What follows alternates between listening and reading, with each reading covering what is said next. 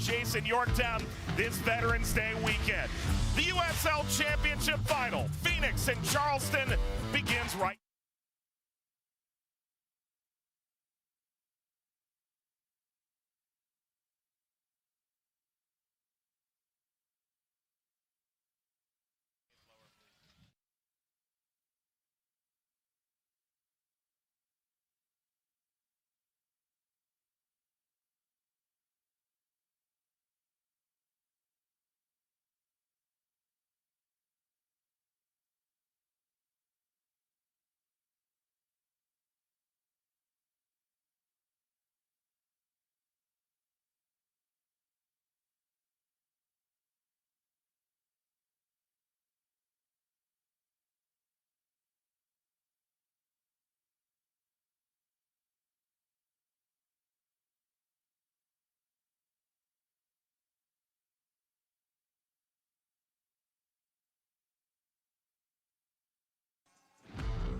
The hottest ticket in Charleston is at Patriots Point, where the only seats left are on the adjacent Yorktown this Veterans Day weekend.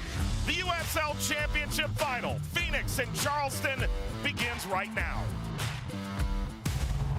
American professional soccer was once fleeting. 30 years ago, the Battery were born in Charleston, South Carolina. A continuous golden line of trophies and Open Cup glory. Now a new home, a new manager. The good times are here again on the cusp of their grandest triumph yet. Magnificent from Rodriguez and a flawless start for Charleston. Once the greatest show on grass. Oh, what's in the water? Phoenix Rising crawled through the desert to find a new iteration.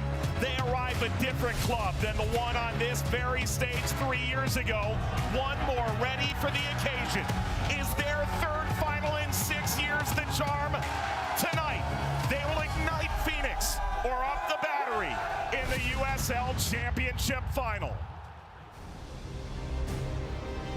A look at Patriots Point in Charleston, South Carolina. It is the 2023 USL Championship Final, and on this gorgeous Sunday night, the Charleston Battery ready to take on Phoenix. Arturo Rodriguez knows both sides well. 2 years in Phoenix after winning the League One MVP, keying the Charleston turnaround. Well, Panos Armenakis, acquired from Loudoun in June, has helped Phoenix knock off the top 3 seeds, all on the road. And now a star-crossed journey ends with a trophy tonight. And with that, we say welcome upstairs, everybody. Joined by Devin Kerr and the all-NWSL defender Sarah Gordon, Mike Watts on hand. And Dev, finally, here we are. These are two teams that have defined eras in this league, and now they're after that historic achievement to prove it. Let's start with the Eastern Conference champions in the Charleston Battery. Rounded, balanced, efficient. They finished top 10 in statistical categories of both offensive and defensive sides of the ball. They've done it from start to finish. But the Western Conference champs have taken a different route in Phoenix Rising. And yet through all the trials and tribulations and taking 21 weeks to get above the playoff line, there's still that old guard that we talk about. Top 5 in offense. 12 months ago, these teams were in full rebuild mode. Tonight, they play for a title. Certainly so. Now this Charleston team, they went from worst all the way to this final. They finished 3rd in the Eastern Conference. Big reason why, a lot of new players, but new head coach and team president Lee Cohen turning this thing around starting last September. 34-point difference year over year. That's the biggest turnaround in the history of the league. And Dev, they've got a striker in Augie Williams who can change the game in one moment. They picked him up last season and he turned out 15 goals, but how could you find a way to get him into more one-on-one and open space opportunities? Well, he was pretty impressive this season as well, to the tune of 15 goals once again. But the ability to break out, the combination play, that's really where he's taken a step, so much so that he's the second youngest player to reach 50 regular season goals in league history. Been flying from week 1. Now Charleston's all-league defender is Derek Dodson with our all-league defender, Sarah Gordon. Derek, you are no rookie when it comes to playing in championship or title games, as you won a national championship with Georgetown. Tell me, how does that give you confidence going into tonight's final?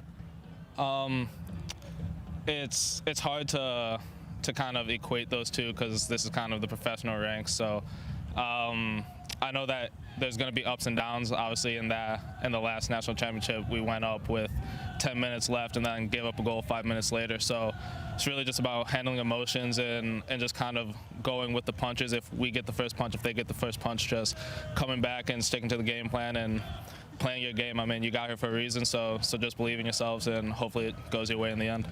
Thank you. Good luck tonight. Thank you. All the while, this Phoenix team finished 6th in the Western Conference. It means they had to knock off San Diego, Orange County, Sacramento, all under Juan Guerra, named head coach for the final 10 games of 2022. He was an assistant the last time Phoenix got to this point. They've now won their 3rd Western title in 6 years. And Dev, what a duo they've got. You know, the ability for the two of them to rotate so frequently on the front line is why Phoenix has found so much success. 4th highest output by a scoring duo in league history.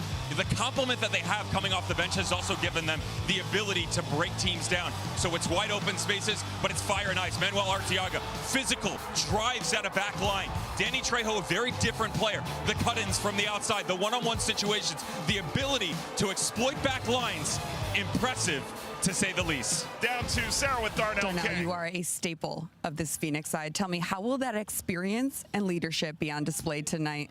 I think it's just going to be how it has been all year. You know, just keep the boys ready, hungry, motivated, and know what they represent at our club. I mean, that's what we've been doing all year, and we're ready to fight for a championship and do something that hasn't been done at our club before. Thank you. Good luck tonight. Thank you. Appreciate it. The longest tenured member of Phoenix Rising is ready. These Charleston fans are too. And Phoenix, as always, traveling well across the country. The final is coming up next.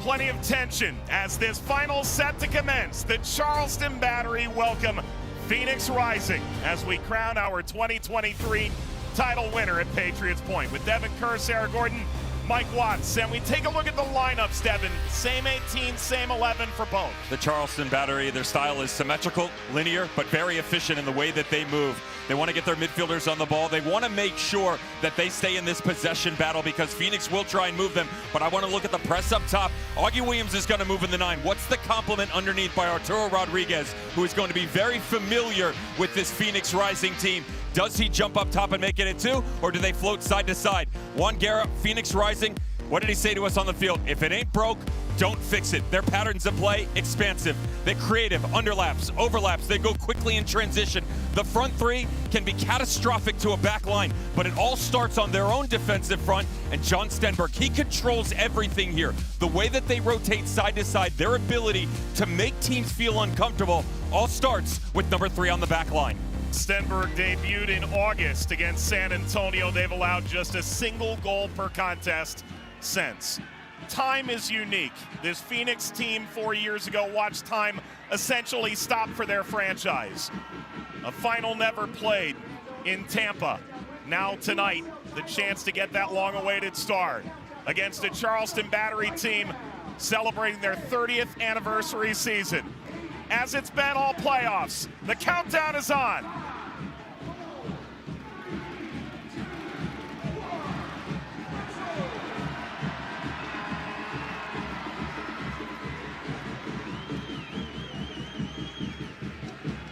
From Patriots Point, the Charleston Battery and Phoenix Rising contest the 2023 USL Championship final. The opening whistle from Elton Garcia. It is his first final. And for so many of these players, their first chance at silverware as well. Manjoma chasing and driven away by Trey Muse. Brought down by Williams. This Charleston team not in the top 5 in either scoring or defending, and that typically doesn't lend itself to a champion. And yet here they are. What a campaign. Dotson plays it wide. Ball circulated across, looping header backside. Will skip away from Tristan Traeger. Dev, what are you looking for early in this game to tell whether Charleston or Phoenix truly has the upper hand? I mentioned the possession battle coming out of the lineup, and this is a Phoenix team that's going to want to win that said making you feel uncomfortable. How much are they actually going to be on the ball, and how much are the Charleston Battery going to be willing to chase? Phoenix at their best, they're going to push you 60-65% possession, and they have the depth to be able to do it and tire you out. Charleston Battery don't have the same luxury. As quality as they are and as balanced as they are, they want to do it with their first 11. If this game extends, that's going to favor the visitors. Marcanic puts it wide after the turnover by Phoenix. Arturo Rodriguez, a pair of goals in the postseason. Turns down Ikaza. Leland Archer, the 8th longest serving player for one team in the league right now. Not overcooked beyond Fuenmayor, and taken on by Rocco Rios Novo, the 2nd youngest goalkeeper in league history at 21 to record 100 saves, allowing just over a goal a contest. Both these teams missed the playoffs last year. Charleston came in with the longest odds of anybody in the league to win this trophy by the time it was over, and yet deep down I think neither of us are that surprised as Charleston whips a cross in that deflects out for a corner. Now, the run's impressive, and some of the things floating around on social media, you can understand why, but it shouldn't be unexpected because of the talent that's there, and two very different paths to get to this point. Lee Cohen, Ben Pierman, the Charleston Battery, familiar faces from a Memphis squad for Ben Pierman that he brought over here to the East, and they've been in that top 4 spot all season long. It took Phoenix longer. They've got a deeper roster. They had to figure out what their starting 11 was going to look like, who were going to be the key players coming off of the bench, and yet, towards the tail end of the season, and for the 3rd time in the last 6 years, we're still talking about a Phoenix Rising team coming out as Western Conference champions and an opportunity for a star above the crest. As ever in 2018, 2020, and now again in 23. Arturo Rodriguez prepares to send it into that mixer. Rodriguez delivers, Rios Novo drops back, and there was a foul.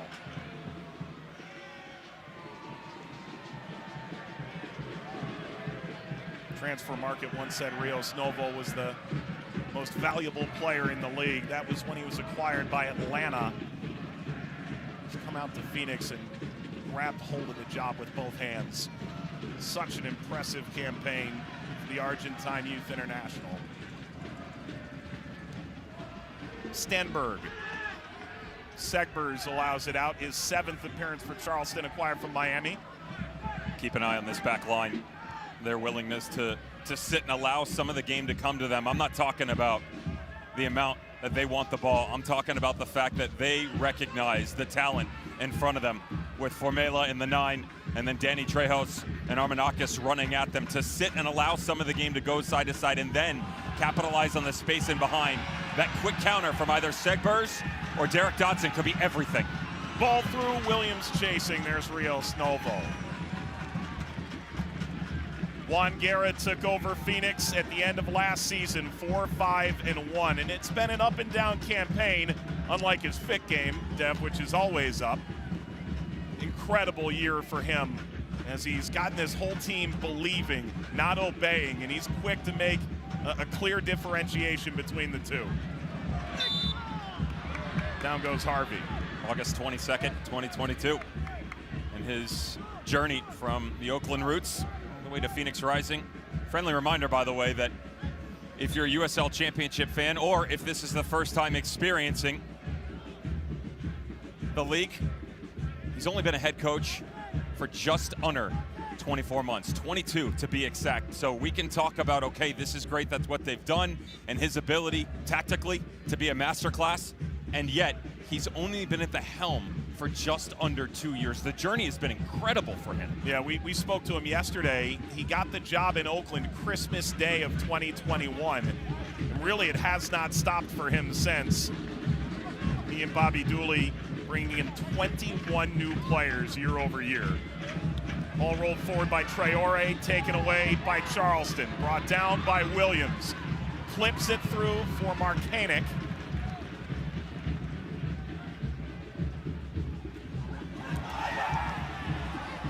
Deserving applause to keep this in.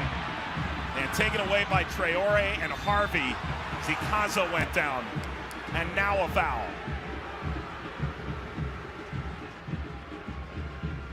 I'm not happy with the head official with a possible handball and what certainly looked to be a foul in from behind. Emilio Ikaza contact, no doubt about that. Possible mishandball just prior. Referee says play on. And this is something you want to keep an eye on for players. It's a final, it's emotional, it's difficult to manage. Those are things that when you get into these pressure-packed situations, sometimes, Mike, it's not about tactics or the amount of shots, it's how well can you manage the overall mental game to be as efficient as you were all season long.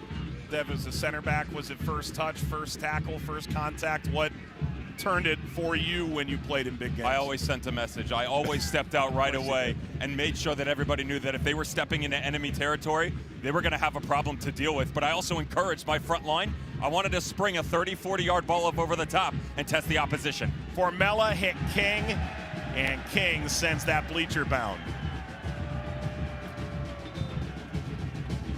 Charleston, led by Ben Pierman, came over as the reigning coach of the year from Memphis, and don't allow his time at Michigan State winning the Big Ten Sportsmanship Award deter you from the fact that he coaches with a little bit of fire, too.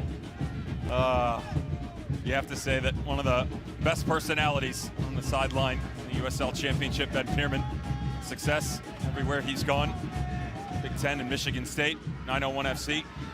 What he was able to produce last year, and certainly the turnaround that saw almost 3/4 of his roster in rebuild mode coming into the season, and yet the results quite similar. Markanek gliding along the end line, contact, referee looks in, wags his finger no. And there is no VAR in the championship, inclusive of the final. And the first big decision for Elton Garcia tonight. Dodson, now Archer.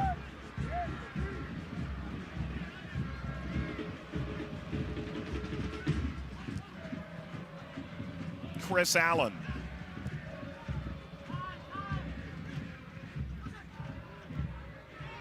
Harvey.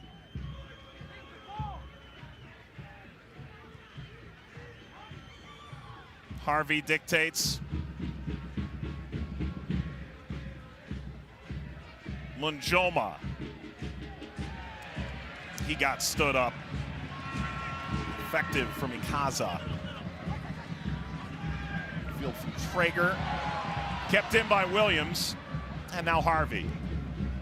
Trejo.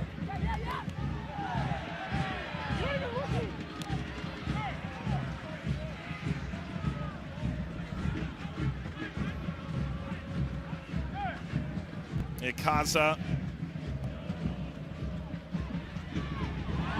lifted in behind, away from Traeger.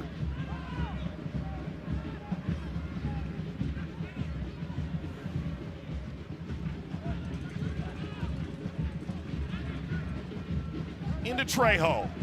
What an acquisition he's been. 33 goals the last 2 years. Sought the return, there goes Trejo! Kicked away before it ever got to Muse. Nearly right on cue for the dynamic 25-year-old Mexican goal scorer. I told you, driving at the center of the back line, the overlapping space, and you just lose him in transition here. They got to remember he's the initial ball player. His touch just escapes him. That one right there. He's trying to bring it back to the inside to open up the angle, get it on his right foot, but just not as clean as he'd like it to be. Incredible hold-up play by Dark Mela in the 9th spot. That's where they get you. They spread you wide, the underlapping runs. That's a conversation for the back line of the Charleston Battery with guys like Chris Allen and Emilio Ikaza in front to track the runners and close the space down. It was Allen, the holding midfielder, that arrived in the nick of time. Jose Hernandez, part of the 2017 title team at Real Monarchs, drives across, header speared away. Ball muscled away from Traore. That's going to come with a card. First of the night goes to Mohamed Traore, the 21-year-old Senegalese player acquired on loan from LAFC. Here's the problem you run into if you're a player. Traore knows he got himself into trouble here, but there's a precedent set by the referee 10 minutes in of what you can and cannot get away with, and he's let them play. So the challenge from behind, yellow card, warranted. You also feel like that runway is a little bit longer, Mike, because of the physicality we've seen so far. So the kind of final you want to play in. I'm all about it. I'd still be running, dragging him to the ground. Handing out cards myself. Oh, that's a dangerous ball that Formella ran in on. And Muse puts it out to touch.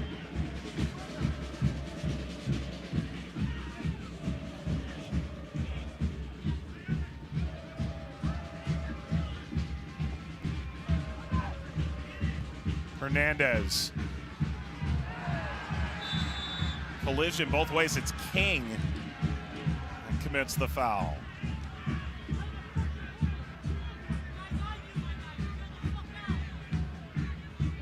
Darnell King, former forward at FAU, did admit, you put me up top, see what happens. He's still got some goals in those legs. They're playing him at wingback tonight. Don't tell him that he doesn't. And this man has got an incredible amount of confidence within the professional game, used all over the pitch.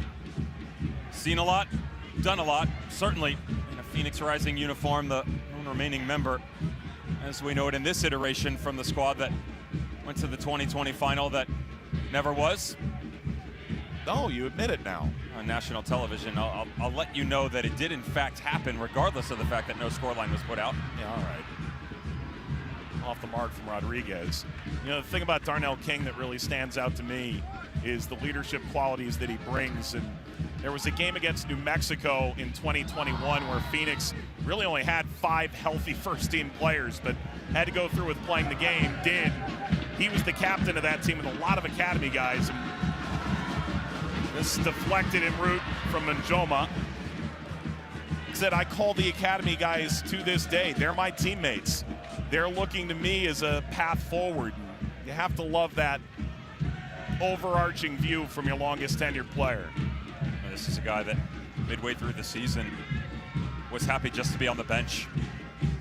A guy that wore the captain's armband for quite a long period of time, and to be pushed out of that and all of a sudden you're the mainstay back on that right flank like that Western Conference title-winning team a few years ago. The resurgence of form. Astounding in the best of ways for Darnell King and Phoenix Rising. Williams. It was just an entanglement of feet. Runs by King, and Markanek is down.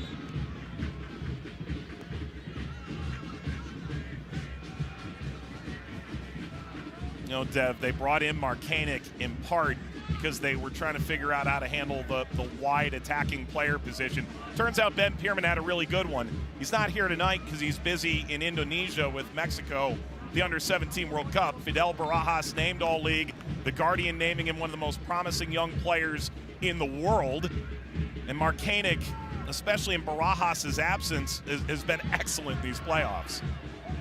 It's a massive loss, and it's just a different profile of player that you get between Fidel Barajas and Tristan Traeger, who's moved over to this right-hand side in his absence. A little bit more one-on-one, really dangerous. Fidel Barajas from dead ball situations, and you know, he's got an uncanny ability to open up space for himself. Tristan Traeger, a bit more wide open of a player, the guys that get down to the end line. That found Augie Williams in an offside position.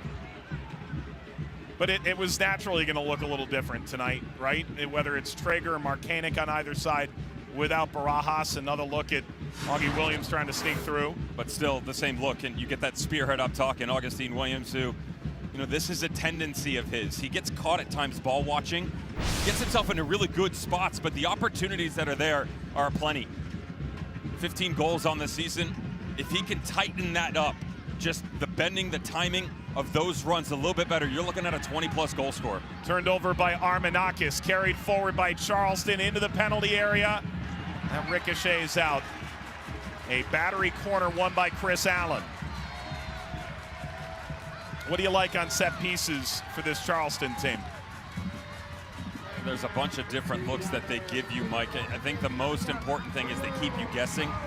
You know, they've got some behind-the-scenes words that, let's just say, I'm not allowed to put it out on air, getting the scouting report that Ben Pierman was kind enough to give me. But, you know, the overloads to the near post, the back post, sometimes clever to the top, but always challenging with multiple runners in the same area to confuse you. Arturo Rodriguez by his lonesome. Rodriguez near post, attempt to flick that on. Bicycle kick sent toward goal and away. It was Markanek that twisted and contorted to send that toward Rios Novo. That would have been a wake-up call. Push in the back, free kick, Charleston. You asked me what I like. It's so many players that just have the ability on the second and third ball. Again, multiple runners to the near post, they overload, but it's actually the second chance. And how good is this? From Traore, right on the line. Rios Novo just positioned a little bit further to his left than he'd like, and yet center back steps right up with the clearance. Excellent defending. 10 goals for Marcanic this year, does have one in the postseason. And his twin brother making pretty good as well at St. Louis City.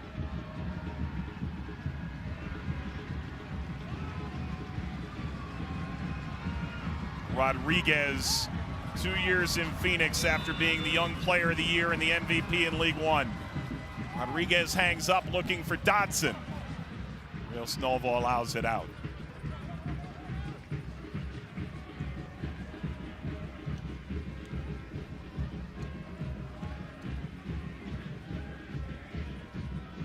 Seemingly a pretty chaotic start here at the sold-out stadium at Patriots Point, home to the College of Charleston as well. Battery long had their own soccer-specific stadium here on a nearby island. 4 years ago, Rob Salvatore takes over the team, moves into this venue. A lot of adjustments made to the footprint here, and the fans have certainly come out in droves for it. Phoenix angling wide. End line. Peels in all directions. This will be a corner, won by Armanakis.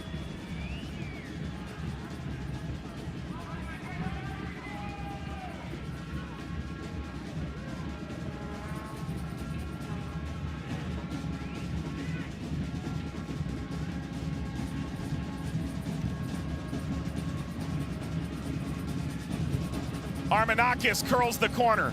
Kept away from Formella. King blasting. Swing and a miss from Traore. They'll say that was by design. It's rolled back by Stenberg.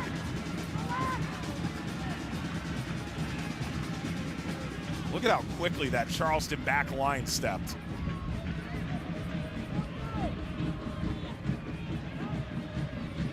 Formella, the target, acquired midseason from Oakland. Upfield from Ikaza. Emilio Ikaza once more. Ikaza dips in behind. And helped to take it away illicitly. There's an interesting little back and forth right now, though, for the Charleston Battery. I talked about the possession game and trying to make sure they keep that number close.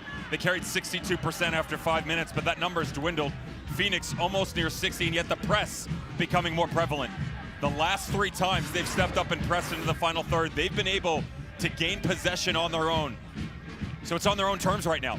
Not able to carry side to side as much as they would have liked, but aggressive in nature up top, chasing to cause the turnovers themselves. For more on that, down to Sarah Gordon on the sideline. Sarah. Phoenix is obviously struggling to build out of the back, specifically off of their goal kicks, and I can hear the Phoenix coaching staff telling defensive players to drive with the ball, to really open up small gaps on the field and really get something started.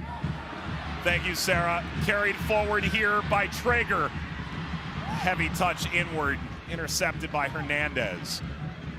Harvey. Sliding in, Marcanic took it away. Drives in Hernandez, was stymied.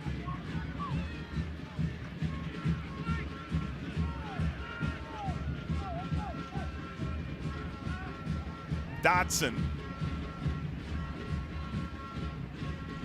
Dodson recovers, sends an early ball.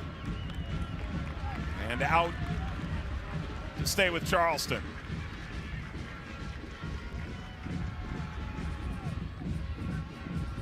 Battery a 34-point turnaround from the bottom of the East to third.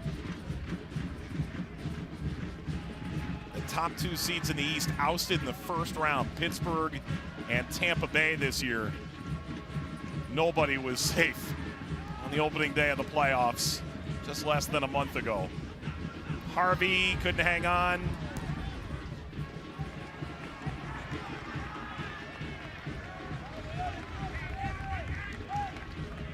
And, you know, Ben Pierman actually quoted Tom Izzo, you need to be good, need a little bit of luck, and you need a higher seed to lose. That's how Michigan State wins national championships. That's how he thought Charleston could get to this point.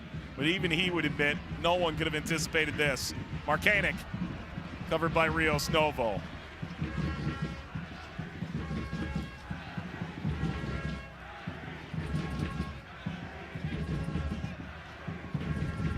Dev, I know this excites you. eFootball 2024 is here. Live your dream, rep your team, and play as your favorite USL Championship club. Free to play. Download now. The day that a video game system ends up in my home is the day that I've got a real problem with my wife.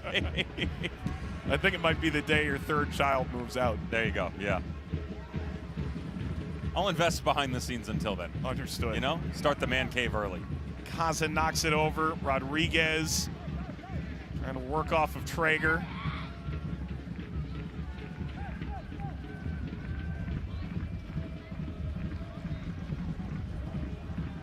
Midway point of the first half. Phoenix has left it to the final 5 minutes in all 3 of their playoff wins, 2 of them in extra time. Charleston jumped on Louisville in the Eastern Conference final in just the 5th minute. And Arturo Rodriguez, free kick masterclass. Never trailed. Just look how deep Enos Armenakis is on the right-hand side. Danny Trejo has taken up an interesting position over the past couple of minutes, coming down underneath, and he's trying to find some space to operate within, eliminate some of the balls into the midfield, and yet Charleston Battery doing a real good job of still bypassing that. You know, I said to you, they're linear in nature. Their style is A to B to C. They don't really vary tactically of how they're trying to break you down. Even when you know something's coming, they're still able to get around you. That's the greatness of this Charleston Battery squad and what Ben Pierman brings to the game. It's what he brought to the game in Detroit, Memphis, now here in Charleston. Nothing but success. The first-year Battery manager. It's with King.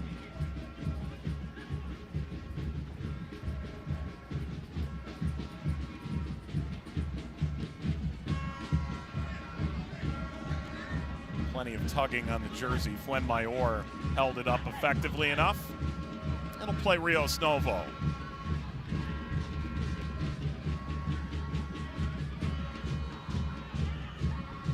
You got to give Rocco Rios Novo some credit. There is not a pass out of the back that he's afraid of. Traore settles. The idea overall is to get him involved as much as possible, basically acting like a fourth defender. You move the left side a little bit further, adds a dimension to the attack to allow you to get into moments like this. King rolling central, and Leland Archer up to the task. This is the biggest difference between the Eastern Conference Final and what's playing out right now for the Charleston Battery. In the Eastern Conference Final, the Battery eliminated the midfield for Lou City and also eliminated the wings. Right now, Phoenix doing a really good job working back into it. Some shape-shifting by Danny Trejo. Armenakis a little bit deeper. Defensively, it is a concern because he's got to come from such an extended position to get into the attack. But with that aggression that we talked about in the press for the Battery, that makes you on the back line, make that first step, go beat the first player, then you have that second and third option to open up space going forward.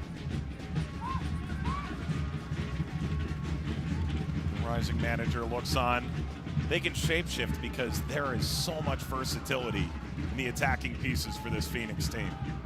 Well, you've also got guys like Carlos Harvey and Jose Hernandez, who have seen a thing or two, full Panamanian international, an absolute bulldog for Phoenix Rising on the inside. And then that man right there, the ever steady. It's a midfield that has seen a couple of different variations this season for them. Renzo Zambrano involved in that. Emil Cuejo we can talk about later on because he's been the super sub that has gotten Phoenix Rising to this title game. But Jose Hernandez is the one that you really want to make sure you get going. He sets the tempo, starts on the back line, but building off Jose Hernandez has to be a staple. Traeger, a little more room inside than he anticipated. Formella pushed off by Allen, retains. Angles through midfield, found Trejo. Rolls it ahead into an offside position. That was just half a second off from being through. This ball, it's got to be a bigger shout on the left-hand flank because it's a beautiful run by Manjoma. Hit it now, now, now. You're a second and a half behind. That's why Danny Trejo gets stuck in an offside position. Great job by the back line and that quick little step up by the battery to help their cause. Dodson pushed away. Manjoma going at it. Dodson ran out of real estate. The Charleston Batteries seek their 5th league title. They did it as the 3 seed back in 2012 as well, their most recent appearance on this stage. Phoenix 3 Western Conference titles and now seeking their first championship final victory. They had that incredible run with Didier Drogba, part of the ownership group, brought in the final game of his career was a championship final in Louisville, Kentucky.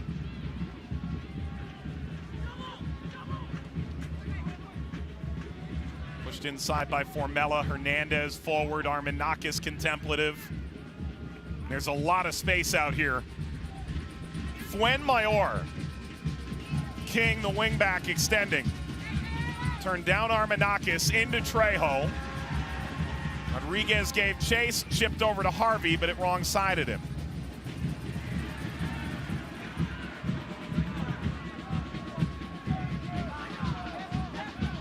Traeger taken on by Harvey.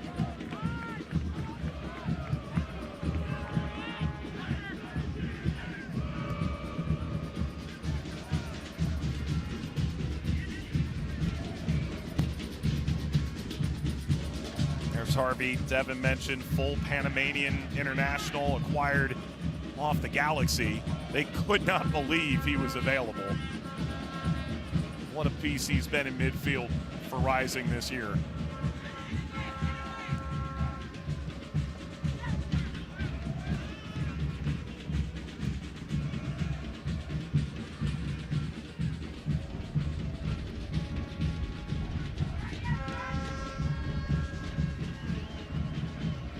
Stenberg, Traore at full speed. Manjoma dancing, Manjoma crossing, found King on the backside. Armenakis. Wrong-sided Hernandez, and Charleston springs into the attack. Allen charging. Spotted Williams. Augie Williams across, and Chris Allen never stopped running.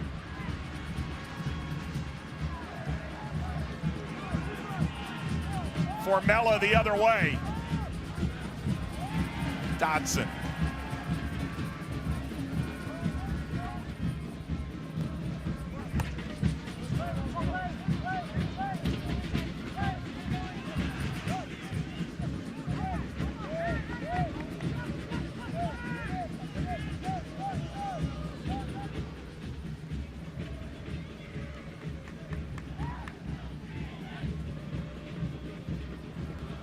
Little shape change for Phoenix Rising. Eric Formella really struggling to get the 9 going as he drops down in. And Trejo comes a little higher, but they've actually dropped Jose Hernandez and brought Panos to the inside. Create a nice little box and triangle, the way that they spin off of each other. It's challenging the shape of the Charleston Battery. Arturo Rodriguez having to come deeper defensively. Haven't been able to get as much pressure on that front line as we saw in the opening 20 minutes of the match.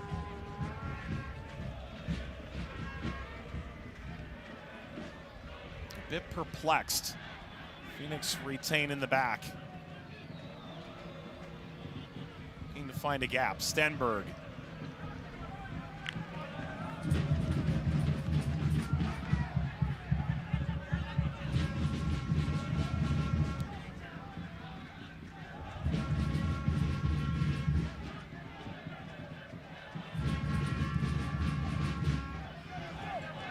Manjoma. Space Jose Hernandez out wide from Trejo. Manjoma, Trejo.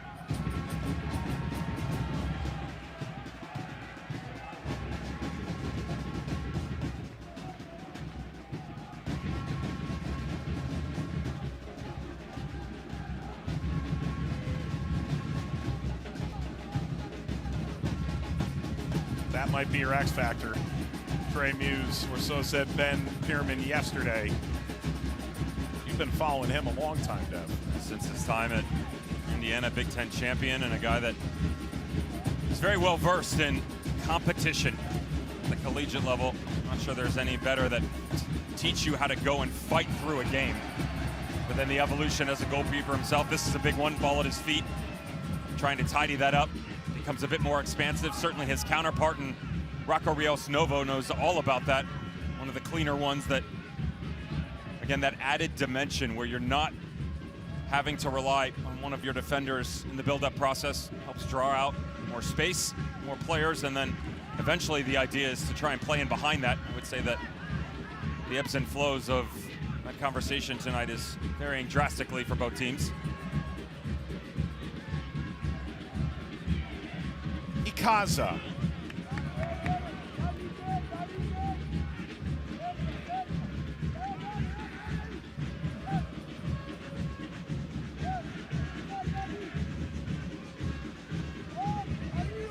Back from Segbers.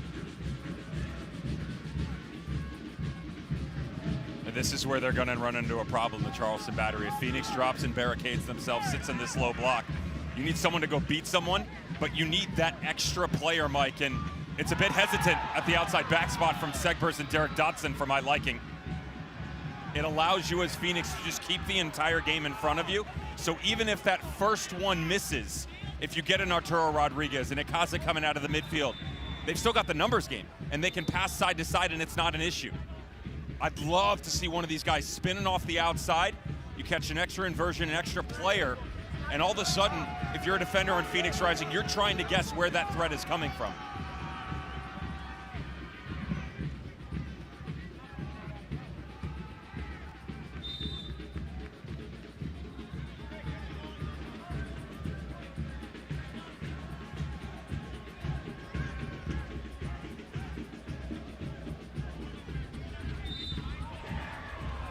Harvey got held. Quick restart off the foul by Ikaza. 4 former Memphis players, 3 former Phoenix players on this Battery roster.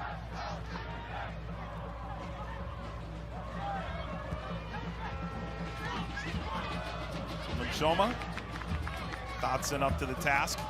You know, he's done all right for trying this outside back thing for about a year and a half. He led the league in ball recoveries, or among the best in the league as a forward.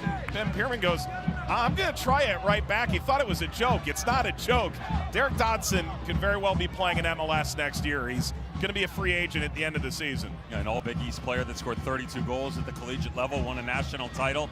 Ben Pierman brought him to Memphis to be the backup number 9. Yep. And then all of a sudden you said, you know what? Not too shabby.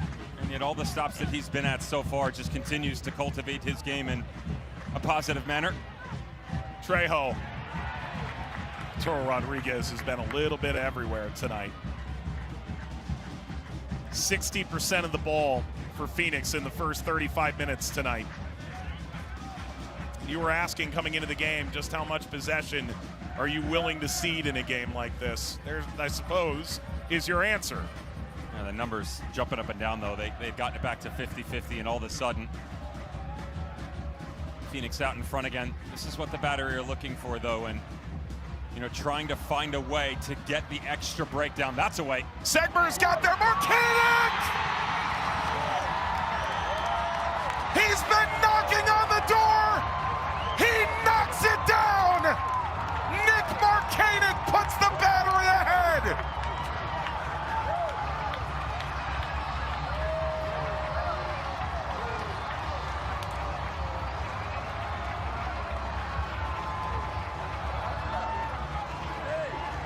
So we said if they sit, how do you find that X factor? How do you find a way to stretch the game and give you that ability to ask another question. What did we ask more of? Either Derek Dotson or Mark Segbers. This is an incredible ball. They shift you side to side. Ikaza head up and off they're running. Exactly what you want. You get the high line of Segbers. Phoenix hasn't seen it all game long. Armanakis positionally doesn't catch the run. The inversion by Markanek. He was the key component that set up the set piece for Arturo Rodriguez and the opening goal in the Eastern Conference Final. What a finish. What a move. What a goal by the Charleston Battery. His second of the playoffs, his 11th in USL competitions this year.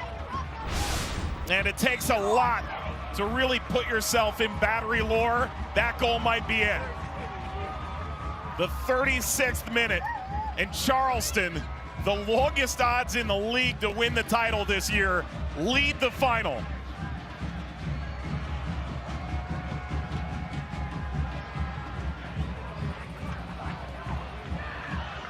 And now the impetus on Phoenix Rising. They've made nothing easy in these playoffs.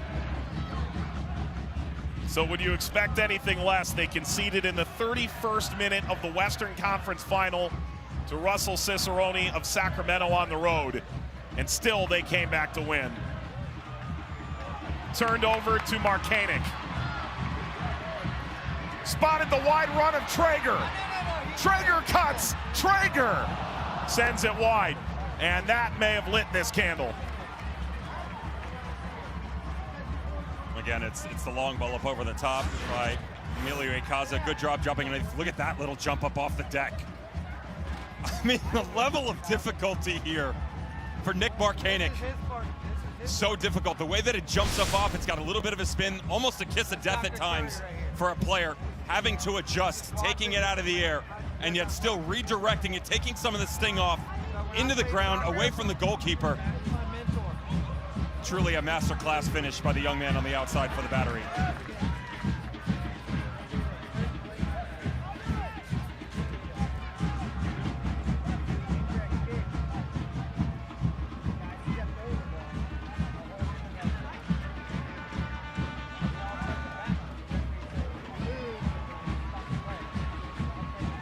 Oh. Williams continues advantage played. Sidesteps through. Williams, Rodriguez, toward goal, and away by Rios Novo off the deflection. Whoa, Jose Hernandez put a little English on that.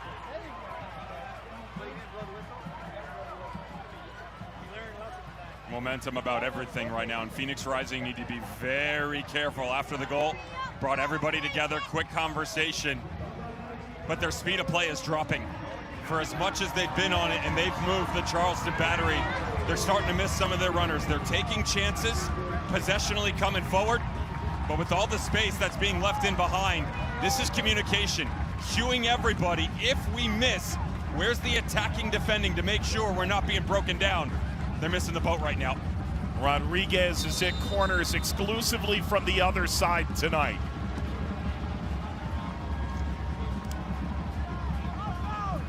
You know, these are big games for referees as well. Elton Garcia, the former referee of the year in the championship,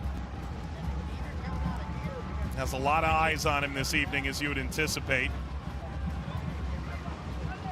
The fourth tonight is Natalie Simon, who's had a historic year, Nick Balser, and Mike Nickerson working the lines. Rodriguez, the corner. Driven header toward goal. Harvey sends it soaring over the bar. That got hit with absolute venom from Palma, the center back. Just a delayed run. Smart by the Charleston Battery. 6'2", but it's a very delayed run, and they don't catch the runner. Derek Dotson on the rotation, made himself to the top. Palma opened it up, and then Dotson just strikes right through it. Both Carlos Harvey and Mo Traore on the back line for Phoenix tonight, saviors. Rodriguez crossing, that skipped through. And now Fuenmayor picks his head up. The white jerseys are surging forward. There's Harvey. And it's Augie Williams, the striker, who helps to take it away. Charleston this year, by the way, 16 wins, a loss, and 3 draws in the previous 20 instances in which they scored first.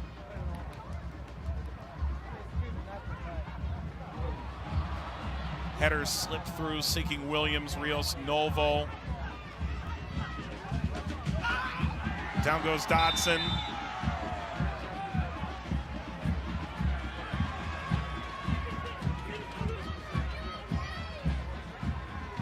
By the way, coming up at halftime, Dev, I think it's time that we, to be fair, didn't have a vote in this, but we'll announce the player of the year for the championship.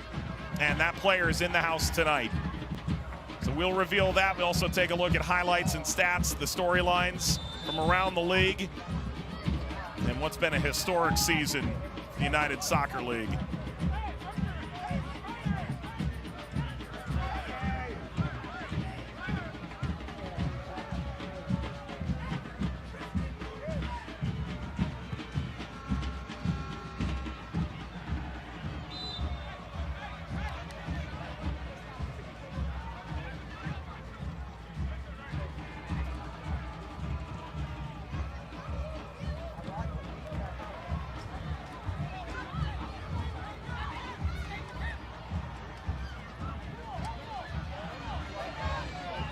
Whoa, watch out there, Ben. He's having some trouble right now, Juan Guerra is, and getting his guys on the same page here. They've almost shifted into a 4 on that right-hand side with Darnell King deep. Wide open space, give it to him. Armanakis finds King. Center, past Trejo. And did not reach Manjoma. Just seeing that view sooner. Like that run is perfect from Darnell King, but everything just delayed a half second. Just like the run we saw from Danny Trejo on the front line in the offside position. Quicker decision making, but I like the shift overall. It's a bit more of an emphasis on Fuenmayor on the right-hand side. He's got to handle the space by Augie Williams and Arturo Rodriguez if the press comes. But possessionally, you widen things out. Darnell King comes higher. That frees up space just in front of the back line for Armanakis and Trejo to play in combination.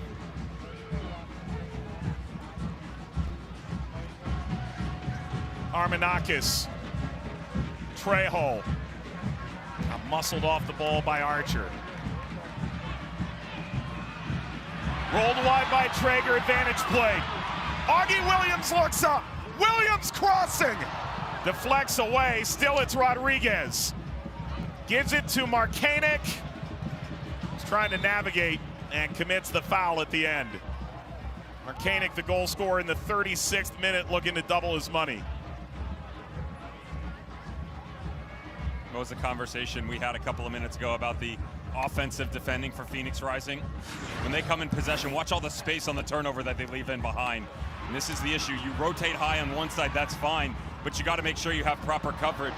And so Stenberg has to come back to the inside. Fuenmayor was out of position. He had rotated over. Very fortunate on the poor touch on the backside by the Charleston battery.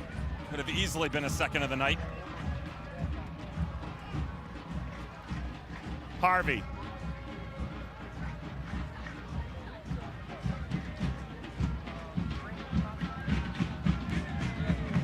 Traore.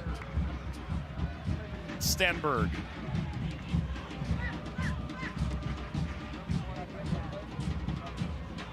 King. Allen. Hernandez rose with it. Pulled in by Darnell King. Trejo. Look at Trejo go. Swings it off of Allen. Segbers went down and whittles his way forward. Through a lot of traffic. And a Rising foul right in front of the Rising fan support. Big shocker. There's a giant red blotch in this black and yellow venue. All the Phoenix fans making the cross-country journey.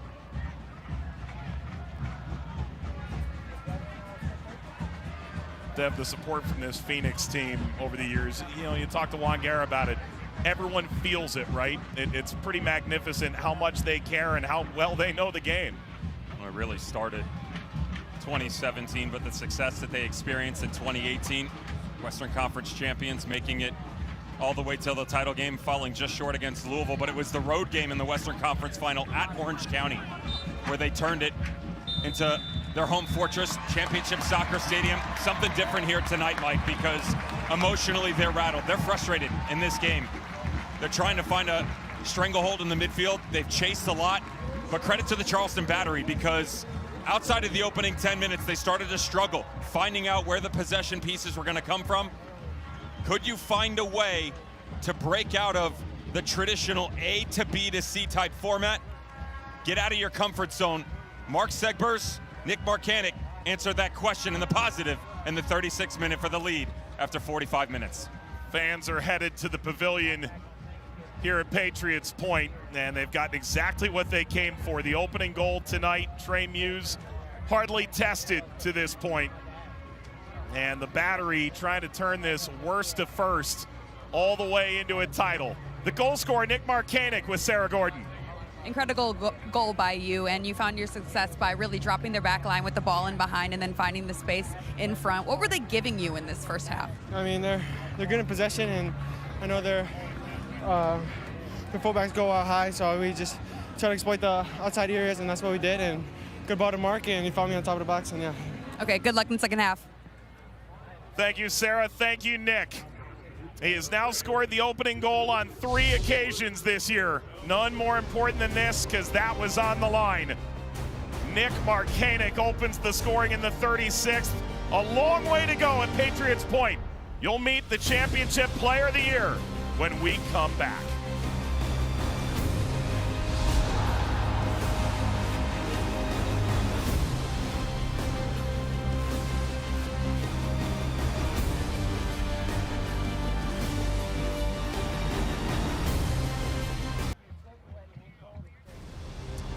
High overhead at Patriots Point in Charleston, South Carolina. It is the Battery 1 and Phoenix nothing at halftime. Welcome back, everybody. Joined by Devin Kerr, Sarah Gordon, Mike Watts on hand. And you know, Dev, so often we talk about MVPs. Neither of us are going to win it this year, which is big shocker. But the Player of the Year in the championship was an extraordinarily difficult race to try and figure out this year, wasn't it? The nominees that were available to us, it's goal scorers, it's defenders, it's a little bit of everything in the USL Championship season, but it came down to these 4 men. It's Russell Cicerone, it's Albert Dikwa, it's Cal Jennings, and Danny Trejo, and usually the offensive explosion that they gave their team. All right, so it's Cicerone or Dikwa or Jennings or Trejo. And without further ado, Dev, I think it's finally time. We know the nominees. Time to open the envelope. The winner is your 2023 USL Championship Player of the Year, Albert Dikwa. Albert Dikwa from the Pittsburgh Riverhounds, Players Shield winner. And Dev, what a tremendous campaign he had for a Riverhounds team that's never looked better. We've been hearing it since 2021, really the end of 2020 for Albert Dikwa, of getting healthy and what he could be on the front line for Bob Lilly and the Eastern Conference title holders this season. Regular season, their output, they won the #1 seed, but he wasn't able to. Outside of 1 year back in 2018, he had never played more than 16 games, and yet he's healthy. And what he might have been able to give this team and an Open Cup play, the physicality, his ability to stretch the game, the vertical threat, all to the tune of 20 regular season goals. The Golden Boot, the Player of the Year, and well-deserved. And that is why USL Championship President Jeremy Allenbaugh is prepared to present him with the trophy with our Sarah Gordon. Albert, congrats. Incredible season for you. You've been in this league a long time. Tell me, what does this mean to you? It's a great honor for me to be named Player of the Year. And I'm truly grateful for this great honor and recognition given by the league. And being honest, the journey wasn't easy. It was very long, and thanks to the league, the clubs, the USLPA, the standard of this league is getting better and better. And today I can proudly say USL Championship is one of the best second division in the world. And I'm happy to be part of the league and continue to make people happy, you know. Thank you so much. Congrats again. Thank you.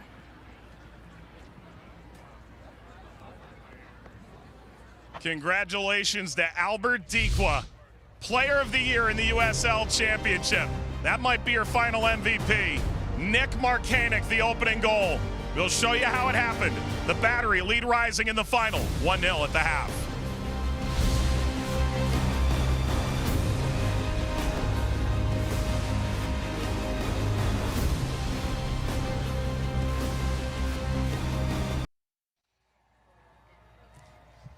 Welcome back to Low Country, right beside Patriots Point, all lit up for the big occasion. Charleston leads Phoenix 1-0 in the 2023 USL Championship final at the half.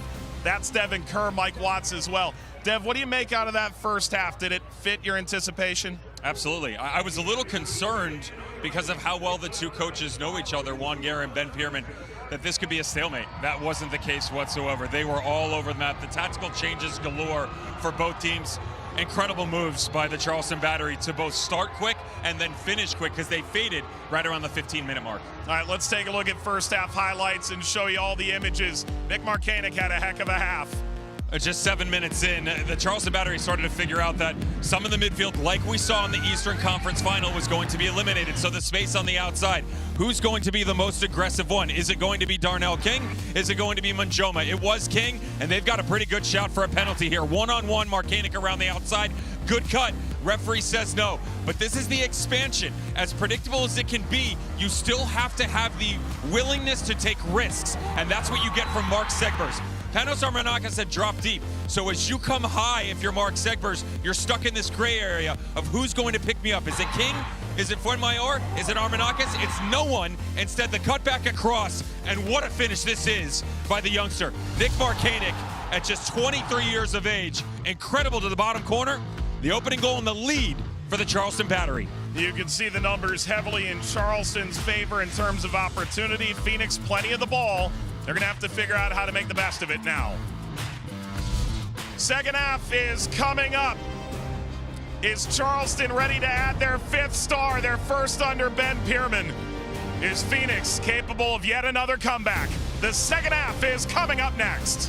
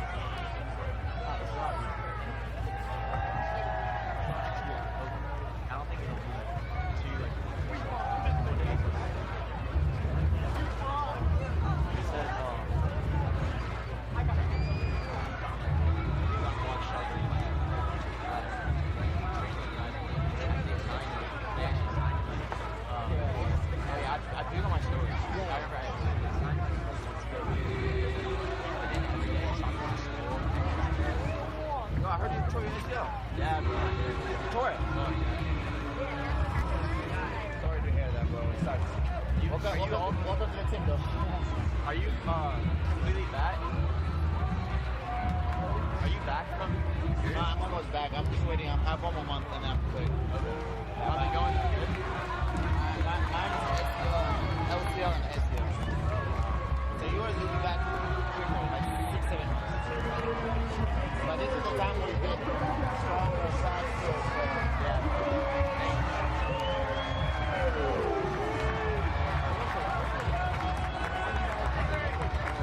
Hold that for a second, please.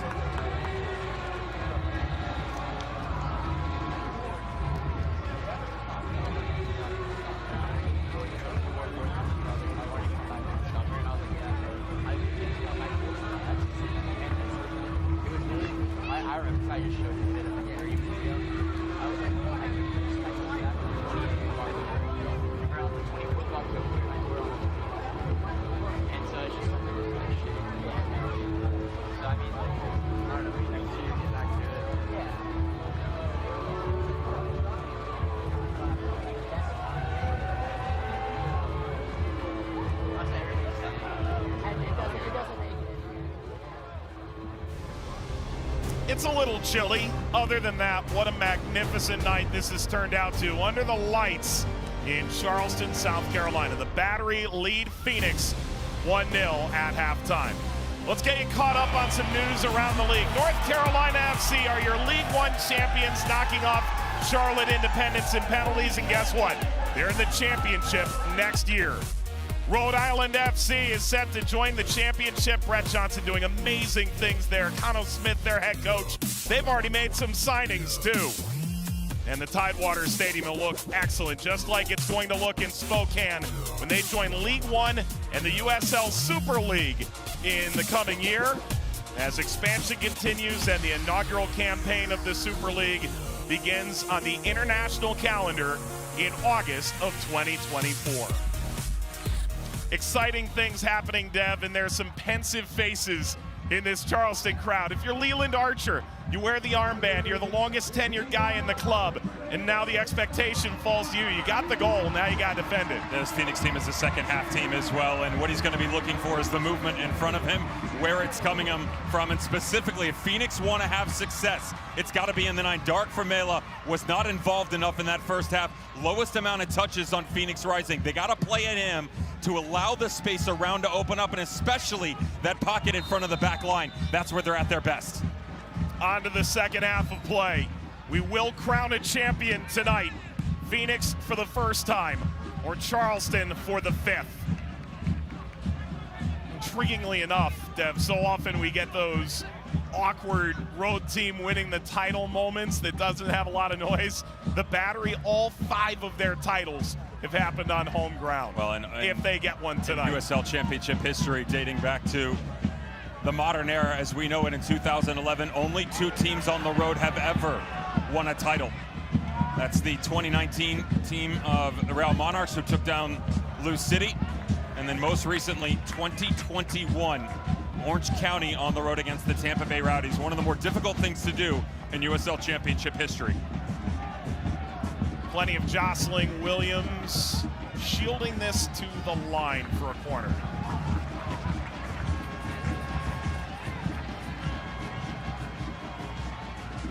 I know what we were doing at halftime. That guy was getting a hot dog. That guy is a hot dog. We've talked all season long and even last year about the opportunity to come here and go experience that food court on the north side of the stadium. Didn't get that pretzel or the nacho cheese. The little things are what makes life great, Mike. You had one job at halftime. You couldn't even do it.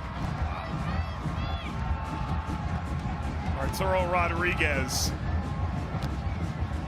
drives a high arcing service to the backside. Rios Novo goes wiping it away. Recovered by Allen. Crossing, bouncing, Williams. The flag has gone up. It is pretty cool what they've done here at this venue. Adding the pavilion, you know, over in that corner, there are dozens of Battery alumni, if you want to call it that, including Mike Anhauser, the coach and former player that gave over a quarter century of his life to this club. Was dismissed a couple years ago. Battery have so much history in this house tonight, and they've accented it nicely. It's a true testament to what they've been able to accomplish so far. And I'm not talking about the 1-0 after 45 minutes. Mike Anhauser is serving as both player and coach for. Well, that was a tad awkward. Koenig and King. No harm, no foul, I suppose. No, and they're going quickly over the top here for the Charleston Battery. Just keep an eye on Marcanic in behind here, just limping. Coming out of the knock that he picked up underneath. Again, don't be predictable. And the Charleston Battery, as the game has evolved, have certainly not done that. Found some success on the inside. They've been able to move Phoenix horizontally. The vertical stretch is what separates us both right now. 36 minutes in from Mark Segbers to Nick Marcanic for the opener. Rodriguez will chase down the second.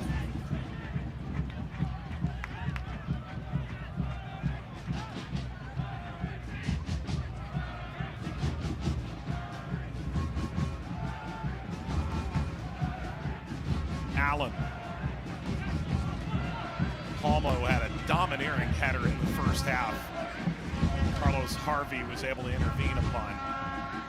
This will roll all the way out. Let's go down to Sarah Gordon, who caught up with both Ben Pierman and Juan Guerra at the half. I spoke with Phoenix coaching staff at half, and their message was every time they get into the final third, they want something out of it, whether it's a chance, a corner kick, or just a goal. They want to see more of that. And as for Charleston, the halftime message was all about tweaking the press, really making sure that the center mid is up behind the forward line when they're pressing, and really making sure that's perfect to get a chance off of that. Thank you, Sarah. This up and away by Traore. To the point by the Phoenix staff in the first half, you have 59% possession. You only get 2 shots out of it and none on goal. And yet Charleston, that possessional battle, they don't want it to vary any further than that 41 to 42% line. It goes past 40, they're in trouble. They were efficient. 7 shots and 2 on frame. But that intermittent press that we talked about, if it is Arturo Rodriguez going up to Augie Williams, that's on Emilio Icaza or Chris Allen, to her point of finding a way to bridge that gap in the midfield, not unless Phoenix Rising to escape their defensive half. Rodriguez, header steered by Dodson. Brought down by Icaza and cleared away. Now these teams met March the 11th, the 1-1 draw here in Charleston. That was opening day, and here they are pulling the curtain down at the end of the season. These coaches were in the midst of coaching license courses in the days leading up to that. Ben Pierman's press was actually a starring role in that discussion. Actually showed the presentation in front of his classmate Juan Guerra what they'd be doing against Phoenix 3 days later. Ball stabbed free and comes down to Rodriguez, who tees up Dodson. Traore walks this out. You mentioned at halftime, you thought maybe these coaches knew each other well enough, and not just off the field friends, they're taking the coaching course together, that maybe this would be a stalemate. And alas, that's how we've gotten it all. U.S. Soccer Pro coach actually started last December, and they just happened to be in the 6-person grouping earlier on this season, and the presentation that had to be. Turns out that Juan Guerra and Ben Pierman, they got to know each other maybe a little bit more than they anticipated, given the fact that the full tactical breakdown being given ended up being utilized appropriately in their 1-1 draw back in March. Quite fitting that that's where we started, and now the culmination of the entire 34-game season is here at Patriots Point.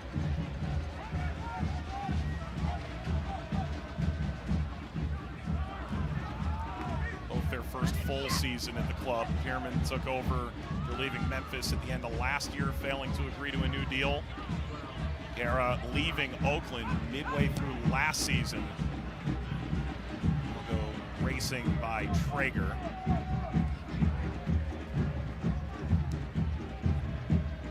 Sold out Patriots Point. Phoenix, the final third. They were offside once more.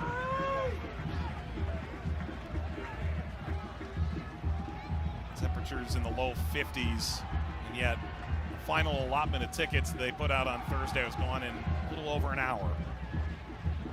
I didn't get one, by the way. Buddy, you're here. I found it a little offensive that I wasn't able to get a ticket. You are the ticket. You just don't have to pay for it, right? No. That's the juice worth the squeeze. That's the question. What a touch. Oh, wow. Angling inward, Traeger. Rodriguez bounces away to Hernandez. Picked back up by Allen. Tried to leave it for Dodson. And Phoenix rolling ahead. Formella got the end line. Lays it across. Armanakis was late arriving, trying to get on the inside of Segbers.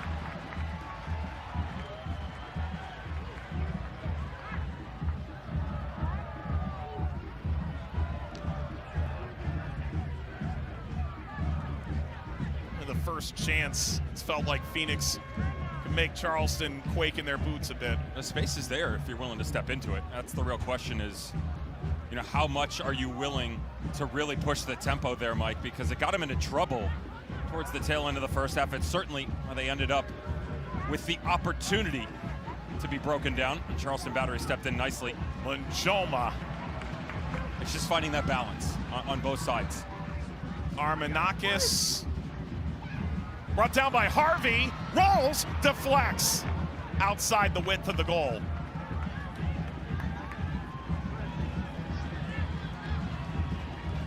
A back and forth affair for about 90 seconds here, and yet good second press here by Phoenix Rising. And just watch the body sitting right at the top of the six. This is where you have to be careful if you're the Battery. Everybody's worried about Danny Trejo, understandably so. But you go the vertical route to the backside. That second ball is always coming square back across. Both Dark Formela and Carlos Harvey are the ones that you want to try and play off of. And Harvey, 9 times out of 10, he buries that. He's got to be cleaner on the ball. This is off the training ground. Hernandez bouncing to the top. Driven down to Muse. I know goalkeepers are typically tall. Trey Muse is huge in person. You and I aren't small guys. Trey's a human skyscraper. I just hadn't realized. I will tell you that the air is preferred up here. Into Formella. He got overtaken. And that's a free kick for Phoenix in a reasonably intriguing position.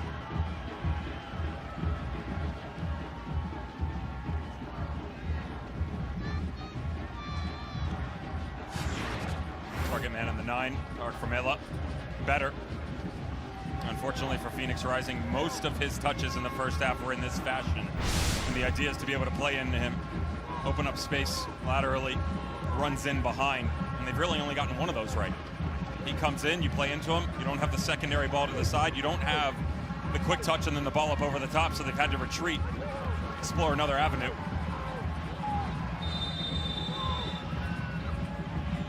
Free kick. Formella. Spins by Fuenmayor.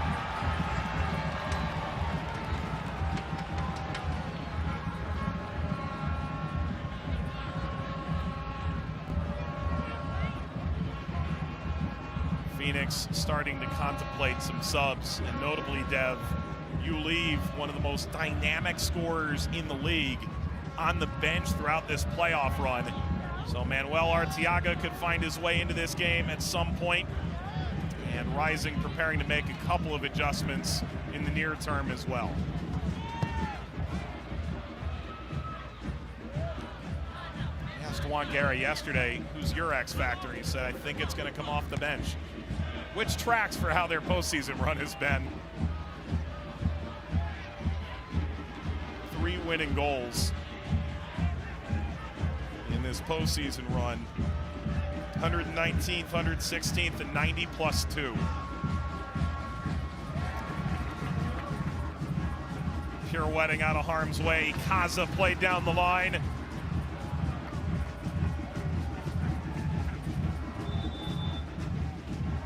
First changes of the night. So Renzo Zambrano has previously won the Armenian Premiership, and MLS is back with the Timbers, and Erickson Gallardo, who entered in from Toronto, where he was part of that Champions League final run, an MLS Cup appearance. I mentioned earlier in the match that Renzo Zambrano was really one of the choices you're trying to figure out, paired next to Jose Hernandez. Now, Jose Hernandez is that steady Eddie, controls tempo, but they don't need control right now. They need advancement, and that's what they're struggling with centrally. You know, that ball into the 9 and having the second player to come off of. The front 3 are so wide that that's going to rest on the shoulders of Carlos Harvey and Renzo Zambrano to close that gap and give them support. Erickson Gallardo, by the way, what an option. Playing him on either flank right now. A lot of times they go with Uzo first, but Zambrano, pressure-packed situations. You talked about Toronto, Zamora as well, and of course the international squad with Venezuela. He's seen some things, he's been through it at a multitude of levels. This is where you want that calm hand to just step in and provide you a spark in a match on the outside.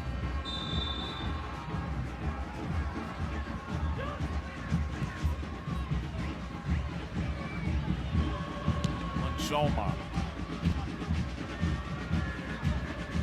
Fuenmayor.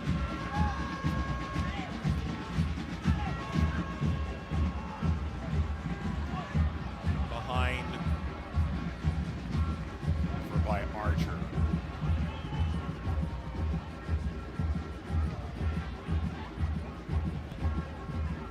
Phoenix hoping there's just one more of those wild late moments. The Apple Watch that's worn by Juan Guerra, by his estimation, has told him he could die about 5 times a game in this playoff run based on how his heart started to race.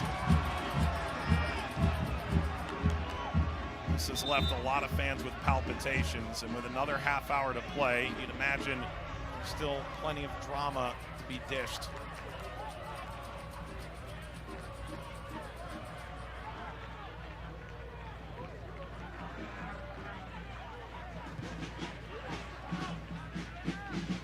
Harvey.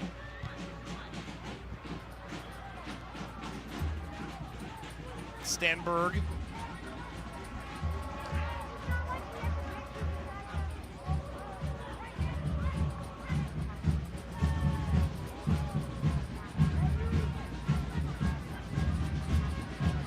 Fuenmayor now the former Open Cup champ in Houston. The last time they won the Open Cup, not the most recent.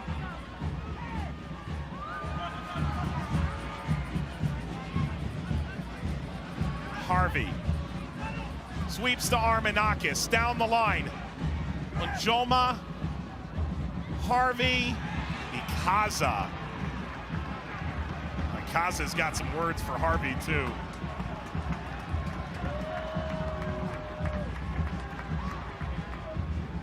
Ikaza's been the one giving the speech in the dressing room before coming out the last few weeks. Got a few words for Harvey after this. Be careful what you wish for, though, angering someone like Carlos Harvey, who is all physical, all emotion. Just the dragging cleat. Watch the follow through. Thanks for coming. Love the relationship we've gotten on the inside tonight for the Charleston Battery with Chris Allen and Emilio Ikaza. Good balance between. One drops, one goes. They go side by side. As the play rotates, so do they. It's the beautiful ball by Emilio Ikaza to Mark Segbers that opened up this game to give them the 1-0 lead. Ikaza knows a thing or two about leaving Phoenix on the wrong end of a playoff result. It's part of the RGV team that knocked them off 2 years ago. Ball picked up.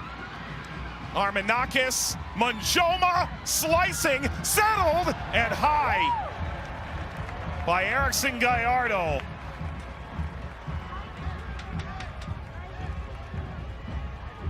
Hard to believe that he's only 27 years old, Erickson Gallardo, for a pro that we've seen on the circuit for 9 years, but just look at the calming presence.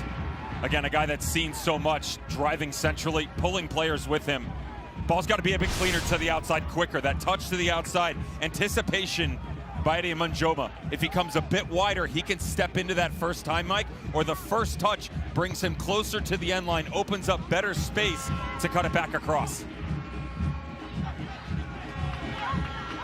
Rodriguez, advantage played. Got her snapped down by Fuenmayor. Trejo is testing that back line. It comes to Harvey as the wide run of Gallardo. Slipping, never quite reached Formella. Rodriguez overtaken.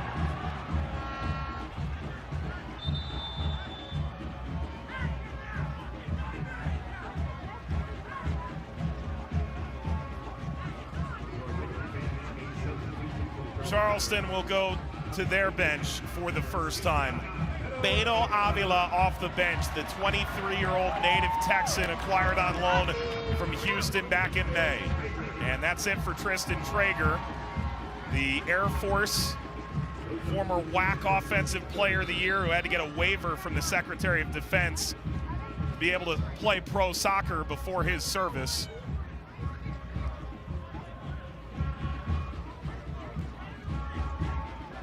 Charleston has a rich history. The regiment battery is not cell phone battery, if that's unclear.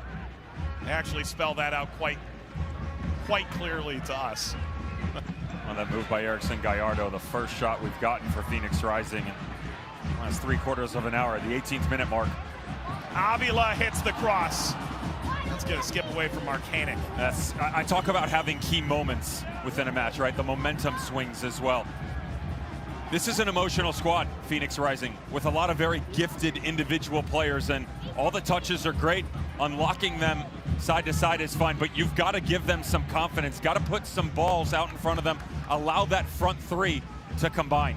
They haven't had enough of that. So we can talk about the 9 coming down and playing off of him, getting Trenny Trejo involved, the expansion from Panos Armenakis on the right-hand side, but they haven't been able to do any of that.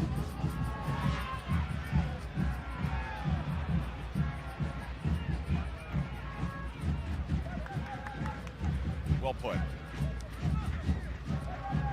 I still go back to this midfield argument, though, within that. You step through. Again, the amount that you're getting workload-wise from Chris Allen and Emilio Icaza, it's uncomfortable. We've seen Carlos Harvey starting to come higher and higher. That's where Juan Guerra is looking for Lorenzo Zambrano to start to make an impact. And also, now you're starting to see them move more consistently away from that press with the 1-goal lead. We saw this in the Eastern Conference Final. We've seen it over the course of the season as well, but certainly against Louisville. You just have to be careful because you're going to give more of the ball, but it also allows them to advance themselves and be more comfortable in these transitional moments. Harvey slide, penalty! A penalty for Phoenix, seeded by Icaza. And now there's extracurriculars between Icaza and Harvey. Muse being held off. An enormous game-changing moment. And with the frustration bubbling over, Elton Garcia suddenly has to quell what's become a bit of a riot. There is no VAR for Elton Garcia. So what the 4th official, Natalie Simon, and the ARs saw is what will be. Again, you find your target 9 and finding a way to play off of him. They haven't been able to get it from the front line. Armenakis comes, Segbers doesn't bite, but he allows this run from Carlos Harvey to come forward. Credit to Emilio Icaza for getting out here, but watch the drive. He gets the first touch. Beautiful by Carlos Harvey. It's in front of the player. The argument here from the Charleston Battery fans is going to be the fact that Harvey is simulating a little bit, leaning into it. Not a lot there. That's the emotional side for Carlos Harvey.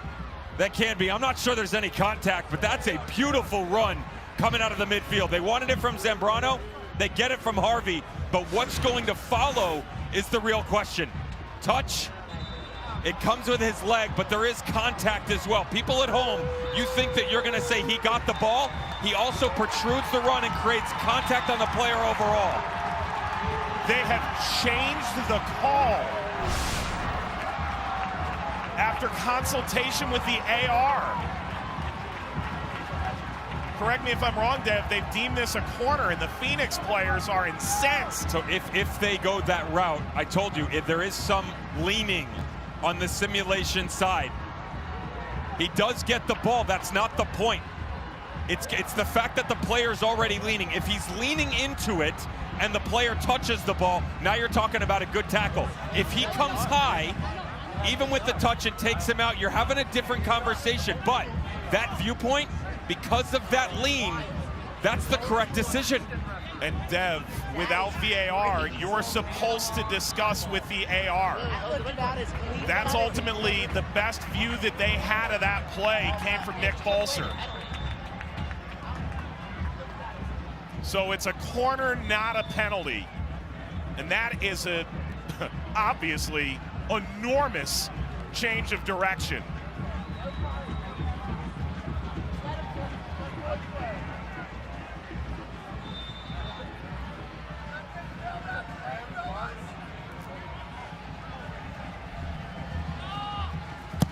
Armenakis, header from Harvey. Worthy, Dev, of another look. This substantially changed this championship final. Phoenix have to be happy, though, with the build, most importantly. There's the touch.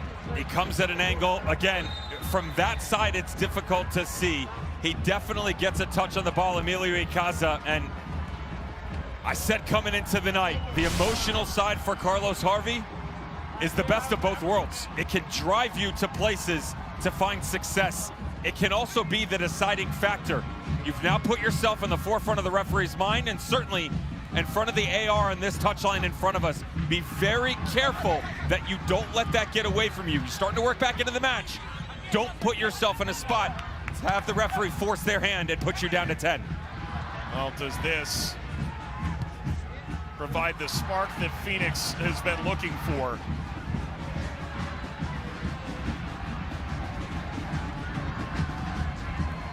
Cortez and JJ, Solo and Drogba, all the attacking prowess over all the years.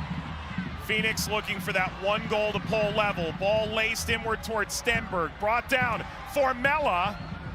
Muse had to keep that in to ensure no additional set piece.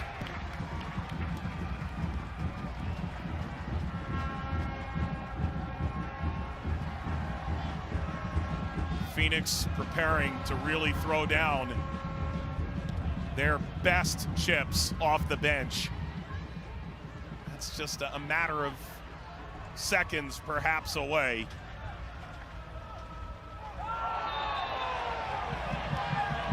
Down goes Avila.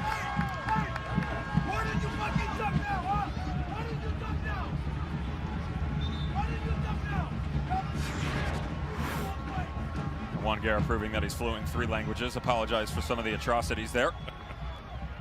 Panos Amarnakis, he's struggled in this game for Phoenix Rising. And the idea to be able to get him in a comfortable spot down underneath the 9, creating those dueling 10s, and especially when Denny Trejo goes wide, more of an emphasis centrally. Sees the departure of Darek Formela and the addition of Manuel Arteaga. What a luxury you have if you're Phoenix Rising. Struggling for the focal point up top, to be able to take the 4th highest goal scorer in the USL Championship, bring him off the bench.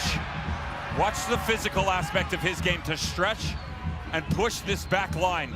High work rate, physical, and an aerial threat. Can they get him on the ball? Trejo navigating brilliantly, lifting down the line for Gallardo. Not to be.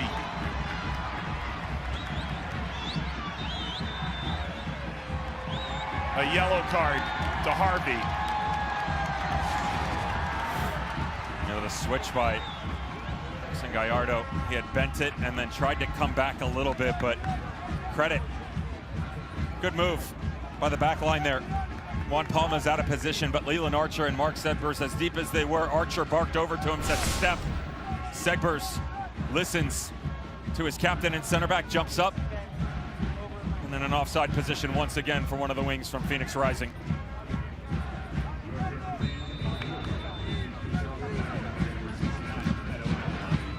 Avila got a yellow card there too. And that's the law, I think, at this point being laid down. Rodriguez. Arturo Rodriguez.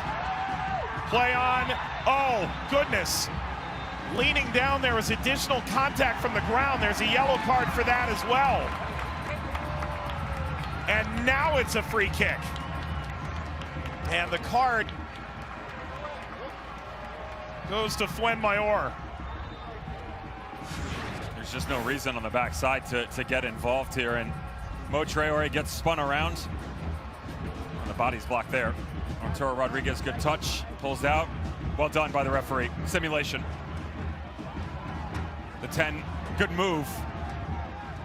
He tries to initiate contact, pulls out. And then tries to make friends on the backside, and still some extracurriculars at the top of the 18. What's interesting is he's now pulled this back, and he's gonna, because blown away. Because of the contact made on the ground that led to the yellow, that was deemed the foul. He didn't initially point that way. He allowed play to continue.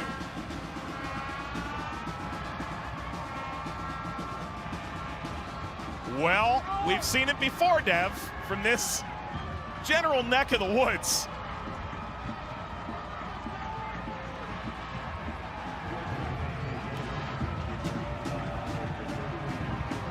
Arturo Rodriguez hit a 5th-minute stunner that in part knocked Louisville out of the postseason. Emilio Icaza has scored 4 goals this year, but all eyes on Arturo, the former rising star.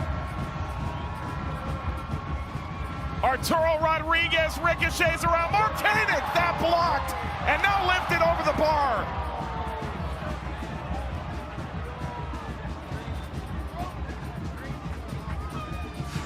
Third time tonight, we've seen a Phoenix Rising player just in front of net of Rocco Rios Novo with a clearance off.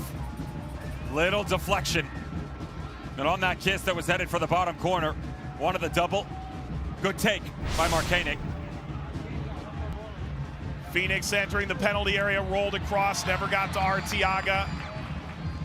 Arteaga, 22 goal contributions this year. The starter for most of the season, coming off the bench in the playoff run. Return to Harvey. Trejo. Ball slapped outside. Cross toward Arteaga, never got there. Settled and lifted out of play by Cuello, who has scored some absolute scorchers in the postseason. He had the winner in the conference semi at Orange County and the conference final at Sacramento.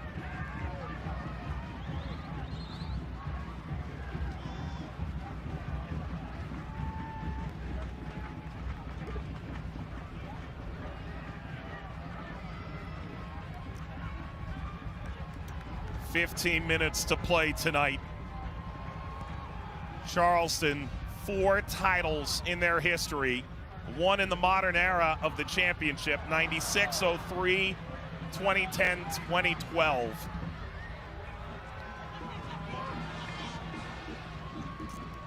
And of course an Open Cup final along the way too. Harvey knocks it outside.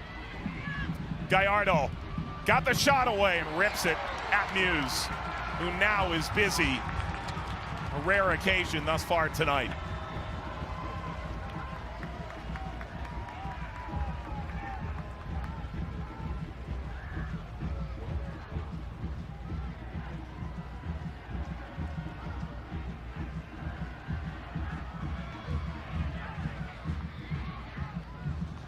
Thrust upfield, Arteaga would be on side. It's Trejo that would be the problem, and Muse sends that away. Now they do, in fact, deem it offside.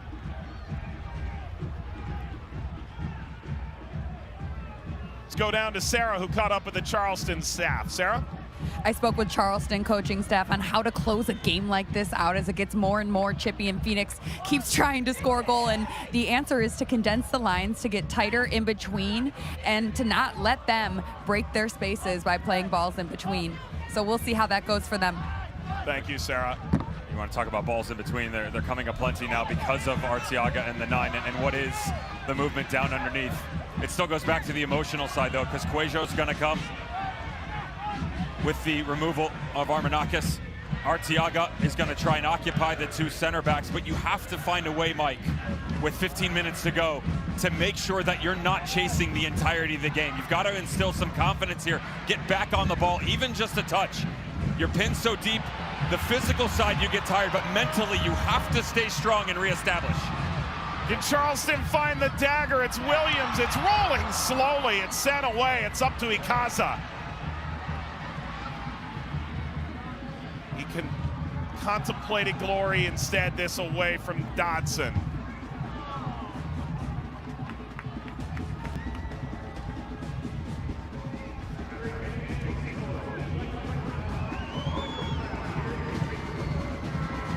Dodson in, Augie Williams holds up, drops back, Markanek. Endline, crossing header! Oh, a reaction save on Rodriguez by Rios Novo!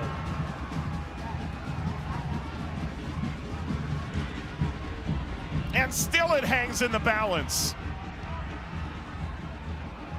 Trejo, Arteaga, splayed through, turned back, outside Manjoma.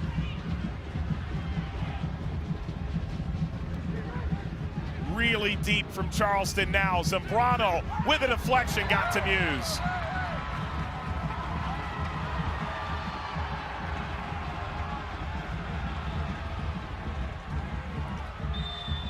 And Palma remains down.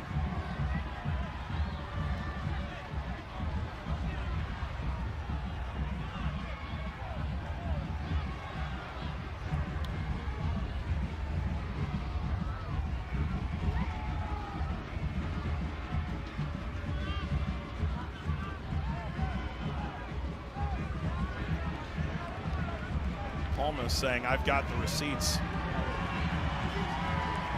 It's a yellow card issued after the play, but unrelated to the contact. Charleston a 1-0 lead. The goal still holds from the 36th minute of play tonight.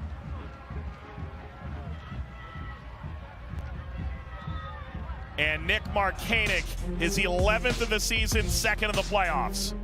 Put a ball back across Mark Segber. It's really the first time that he stepped up high, got down into the final third. As good as the ball is, it takes an unfortunate bounce, but class by Markanek. Just drops that shoulder, allows his body to come up over the top of it and redirect down into the bottom corner. With FC Cincinnati last year. Ball picked up. Markanek helped lead this charge. Rodriguez cutting for Augie Williams, who scored 4 in 6 games coming in tonight. 6 goals all time against Phoenix. That's second most of any individual against Rising. The other, Dane Kelly, the longtime stalwart here in Charleston, the all-time leading scorer, the great Dane of the championship. It was Cuejo who was shown the yellow a moment ago.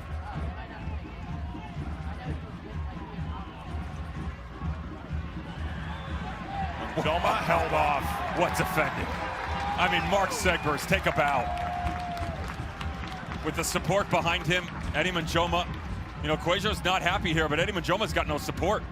And Mark Segbers just ushering him to the side, using the body positioning and his speed to his advantage, getting in front and closing it down.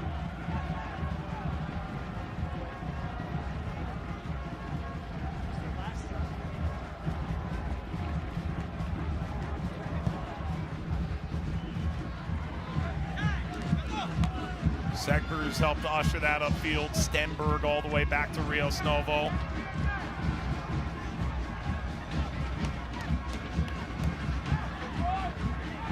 Phoenix preparing their 5th and final sub in a moment. Trying to figure out how to find that equalizer against this Phoenix team that they drew on opening day of the season here in South Carolina.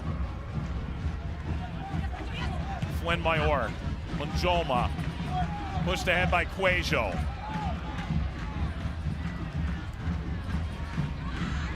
Trying to get it by Segbers, did get the cross away. Lands high on Harvey. Markanek.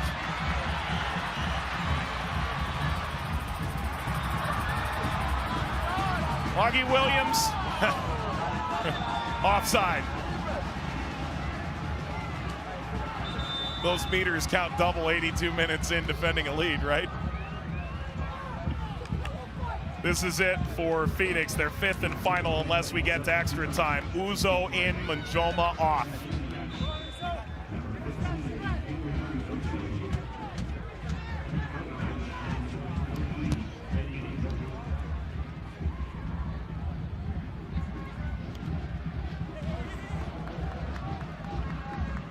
Gareth thought it would be a sub. It would turn the tide tonight.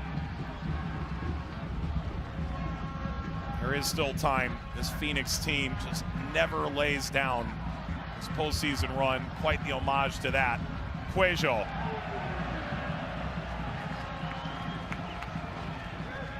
Corner, Phoenix Rising.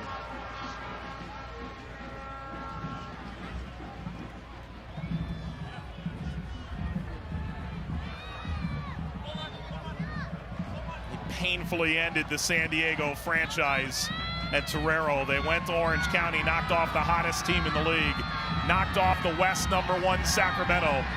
Can they equalize? Bouncing ball in. Charleston up to the task. Arturo Rodriguez helps to start it the other way. It's Emilio Icaza.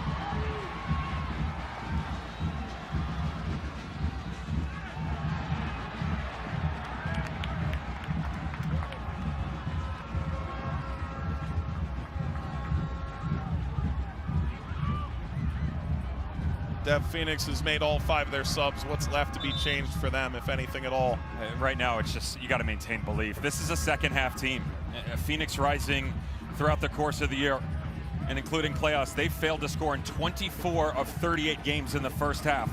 Well, 68% of their goals come in the second half, 42 out of 62. They know how to close. They've got quality and depth, but you've got to stay positive and keep your head up. Chances are coming. The space is there. The key factor is decision-making right now. They're still a little slow on the trigger to let the release come. That half second over the course of the night has cost them. Avila stumbling. Angle to the top, curled at frame, met by Rios Novo.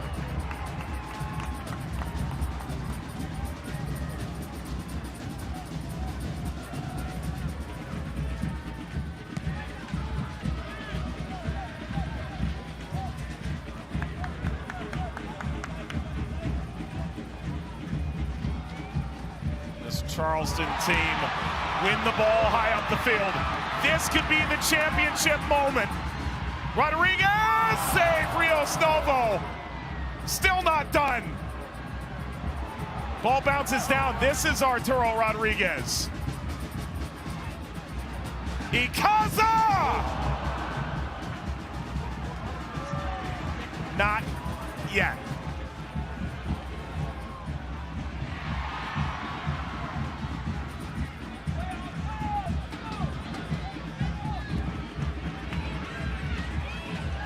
Contact all over the place. There's the whistle. Arteaga went down in the middle, Harvey wide.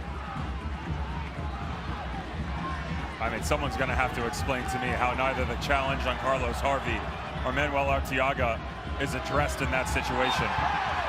But it's frustration by Carlos Harvey, but they missed two right in the middle of the field.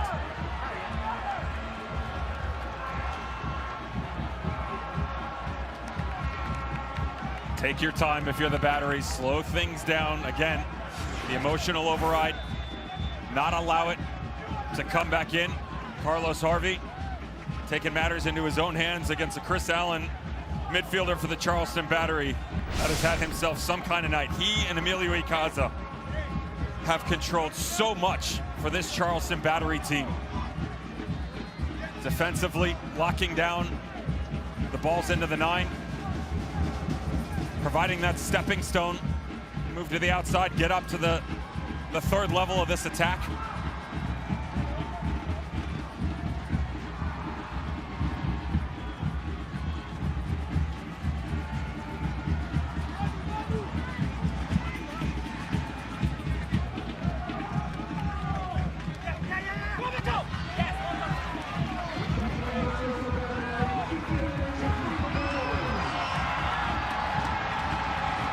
Fans reignited. Some of the air came out of this building on the potential penalty for Phoenix that still looms large. Never got to Trejo. Bypassing Harvey. Zambrano slows it. Rodriguez goes down. Here comes Phoenix. Only to see it knocked down. And back to Stenberg.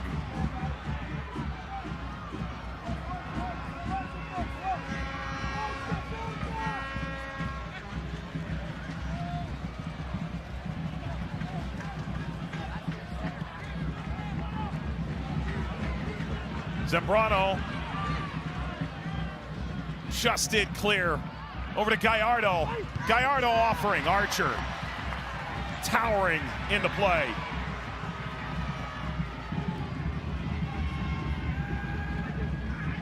Bounced off of Trejo.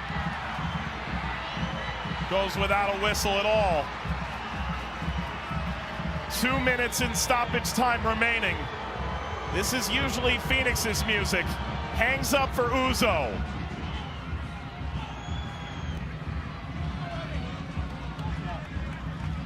Navigating through Fuenmayor. Cuejo. Central, Zambrano got away. Arturo Rodriguez picks his head up. He's stripped, Allen recovers. Free kick, Phoenix. Won by Arteaga.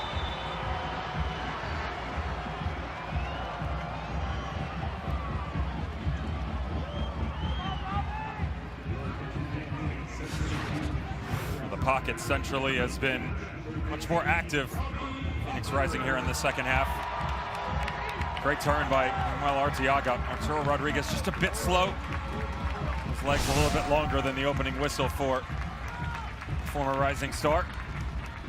In comes Robbie Crawford, left from Monterey Bay last year. Came back mid-season, loved it here. The young guys watch him 20 minutes early, leaves 20 minutes late. The consummate pro. Is this the moment for Muse? Is this the moment for Phoenix? Cuejo runs over, serves this up top, clipped across. Gallardo knocking it back. Turned away briefly, Gallardo once more. Whips the cross over Harvey. Retained by Rising, there's the cross, hammer down and in!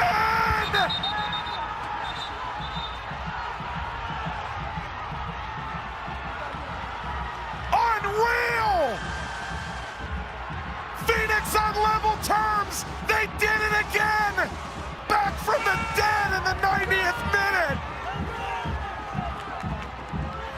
And wouldn't you know it, John Stenberg's first for the club keeps their title hopes alive. The guy that controls everything on the back line for Phoenix Rising. They finally get the advanced role. One would argue Danny Trejo, his involvement, offside position, not part of the play as it comes back to the outside. Just look at the numbers on the back post. That pressure right there.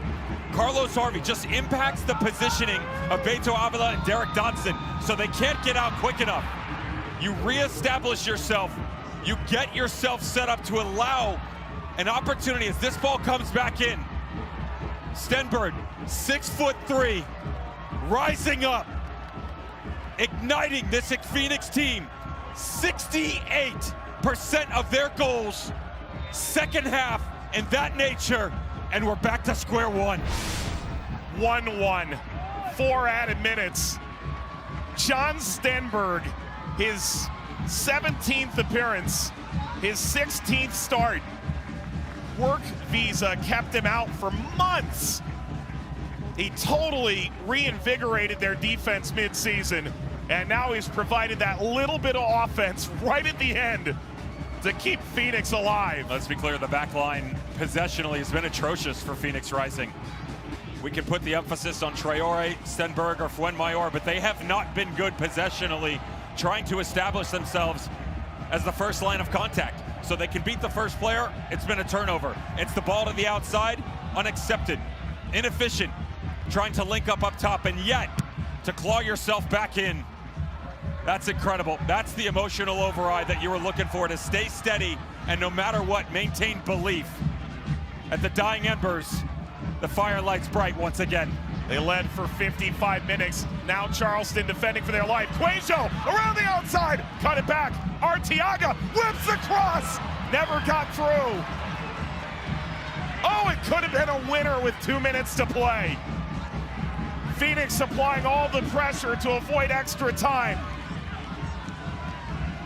Trejo, ball through, all the way through and out. If you're Charleston, you are 1,000,000% trying to get back to the huddle and extra time with 106 to go in regulation, right? You got to take the breath out of the game. That's where they're at right now.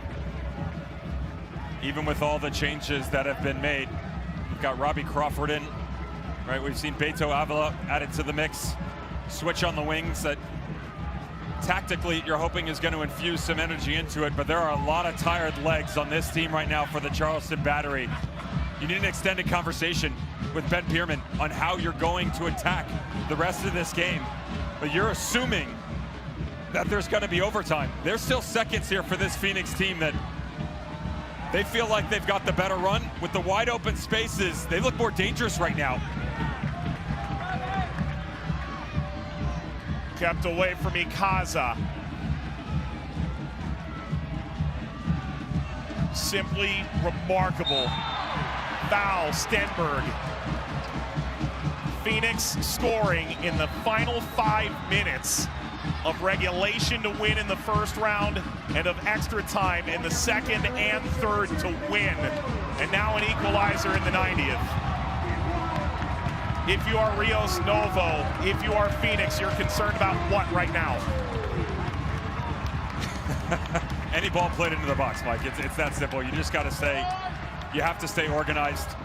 You know, keep the taller boys in front of you. Find the back shoulder runs. You can shield guys front and back like Leland Archer. They're doing it with Cuello and Fuenmayor. Do not allow this ball to hit the ground. Emilio Icaza.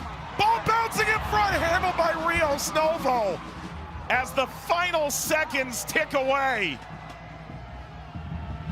Is there anything left here for Phoenix? They sprint into the attack.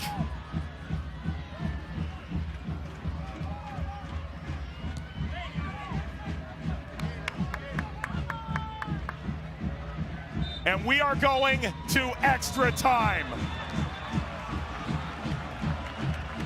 Nick Markanek in the 36th minute. For 55 minutes, it appeared to be a title winner. But John Stenberg in the 90th minute, a towering header.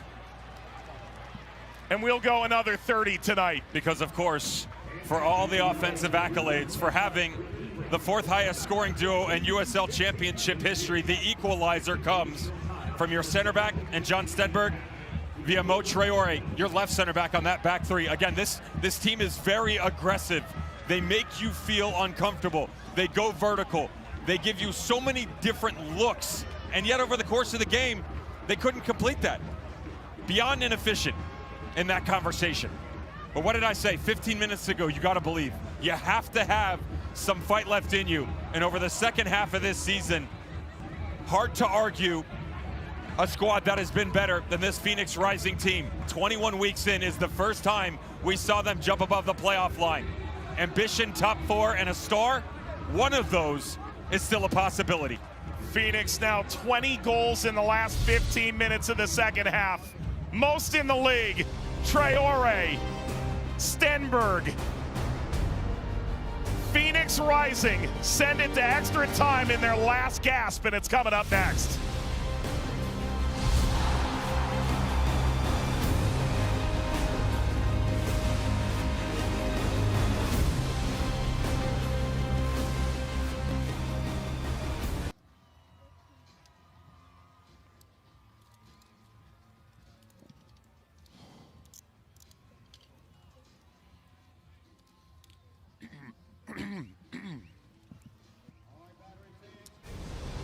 For the first time since 2015, in big game Asani Samuel's brace against Galaxy 2 for the Rhinos. We are going to extra time in the championship final with Devin, Mike, and Sarah on the sideline. Let's start in the 36th minute, the opening goal from Nick Markanek. And the way that the Charleston Battery unlock you at their highest potential is playing through the middle. And you're playing off of Icaza or Chris Allen. So they finally get Icaza. They had dropped him deeper.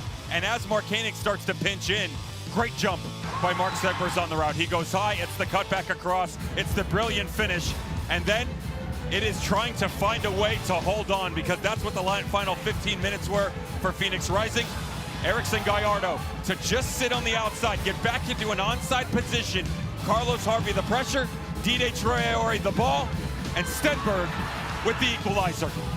68% of their goals coming in the second half in that fashion. One of the best attacking units in the league. Strikes, late or not, they'll take it. And take a bow, his night is over. The center back comes off after his 90th minute equalizer, and he's replaced by Daniel Crutzen, the 3-time Canadian Premier League winner at Forge.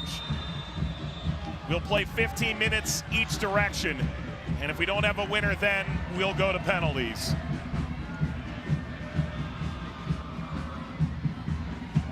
(2015) a late gasp from Rochester, Bob Lilly's team, to unseat LA Galaxy and then knock them out in extra time.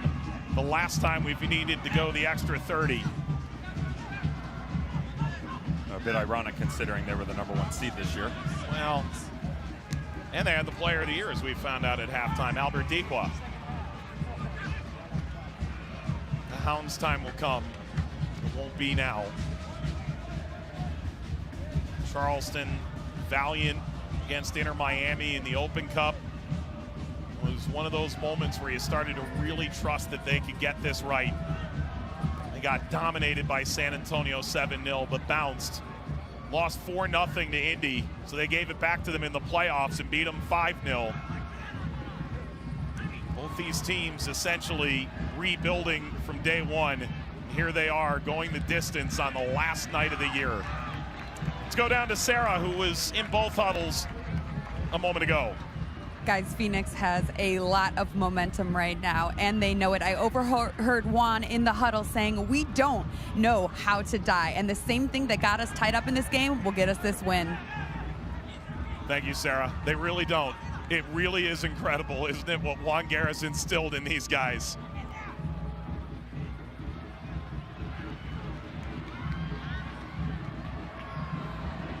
And there were some moments where there were some pretty loud voices going, is this the right guy, too? But these players absolutely adore Juan Guerra, and you and I have been around him enough to know why.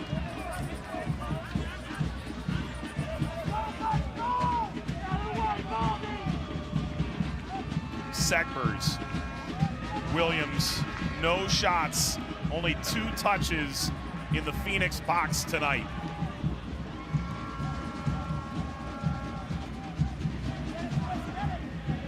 Made him a non-factor.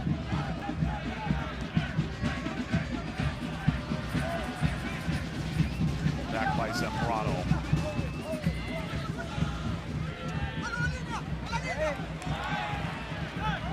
Palma intervenes. Crawford. He's got a gifted foot. Kaza. Dodson. Circulating Marcanic. Allen into the pocket. Crawford. Now Archer.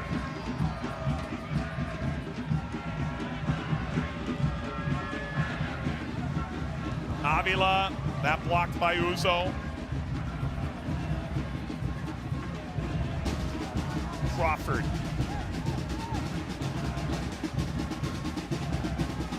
Ikaza. Williams still kept out of the box.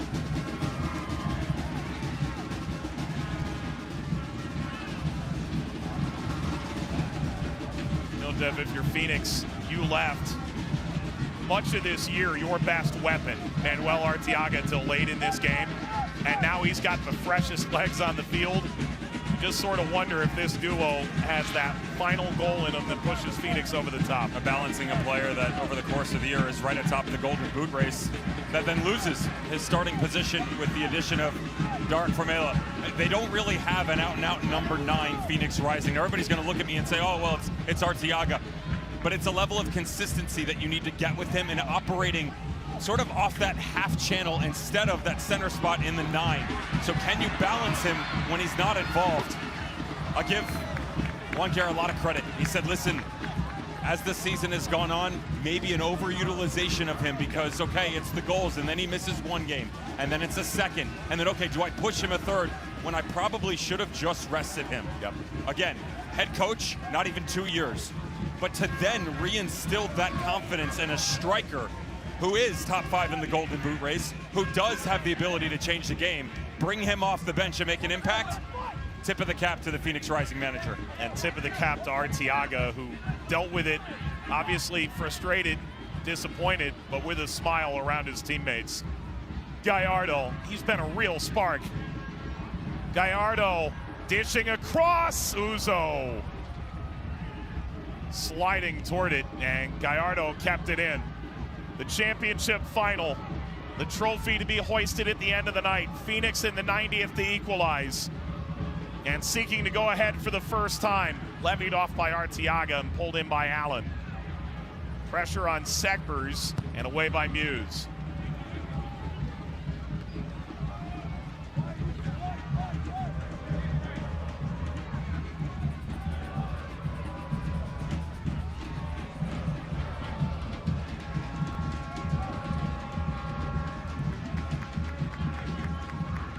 Flipped along by Crutzen. Brought in by Ikaza.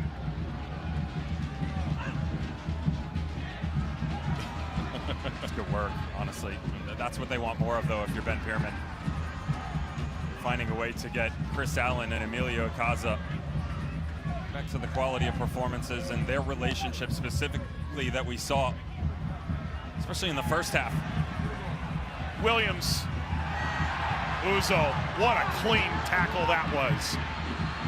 I'm a bit tentative, Mike, and not just the two midfielders, but the Charleston Battery, not as many chances being taken, almost like they're playing a little bit scared.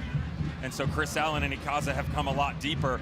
The gap right now between the front line and the midfield pairing is about 25 yards. Now the good news is they've been able to get Robbie Crawford and Mark Koenig in much higher positions. The bad news, everything's coming from the outside back, so it's easy to predict. You rotate on the back line, that initial ball is most assuredly gonna be to one of those players. If you find a way to get that supporting role to break off into the middle, well, now you're not one-dimensional. You can go side to side, you still have the presence up top, and you can go in transition. Ben Pierman's got to find a way to get one of those two back involved in that conversation. RV down the line, Muse.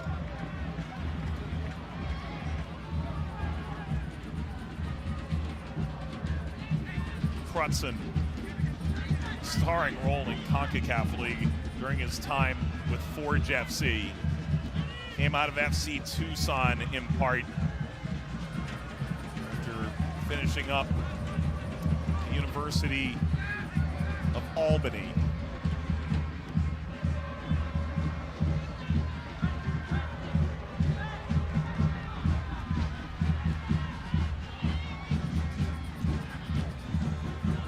Zambrano. Seeking Arteaga, met by Archer. Full Trinidad and Tobago international who debuted against the U.S. back in 2021.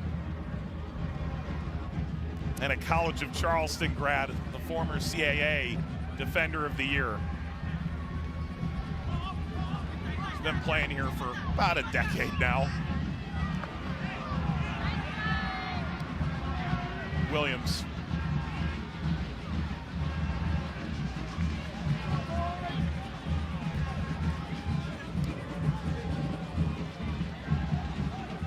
Crawford.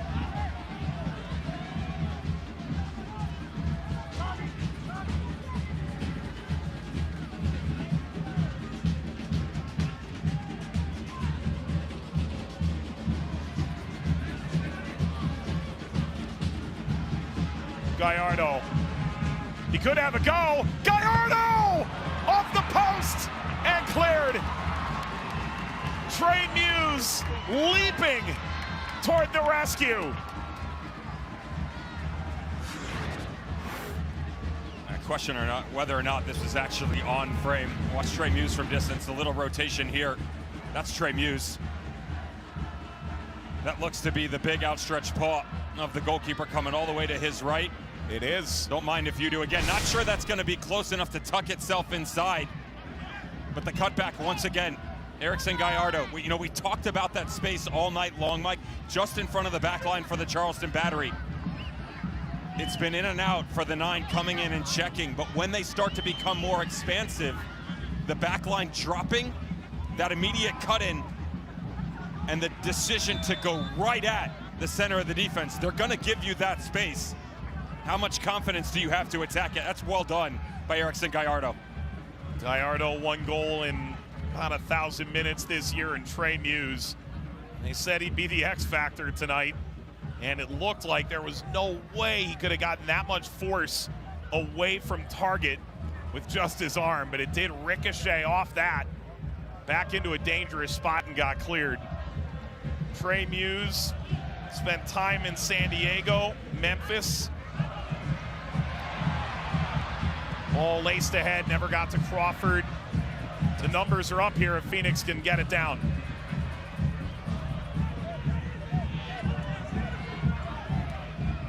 Up from Trejo. That's a tackle. That's a big boy tackle right there by Juan Palma.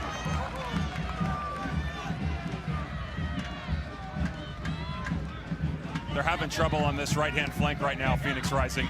Uzo is really deep when they set themselves up defensively, and how they're trying to attack the press, dropping into this 4-4-2, so he's not coming as high. Cuejo comes underneath this right-hand side. Now, whether it's Arteaga or Danny Trejo over there, if you continue to watch, they're picking up possession, but the passage has no ability to come back to the right. Trejo the target. There's Muse. Multiple times, orders being barked off the back line by Fuenmayor, by Uzo, as they start to come higher for him to get involved in the attack. And lacking his presence on the outside.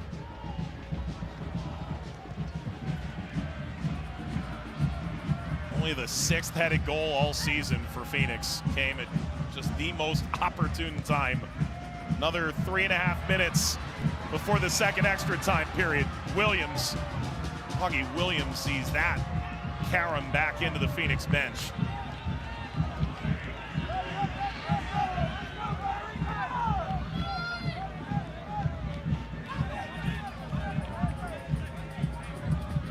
You thought Markanek too, but Stenberg, the other goal scorer.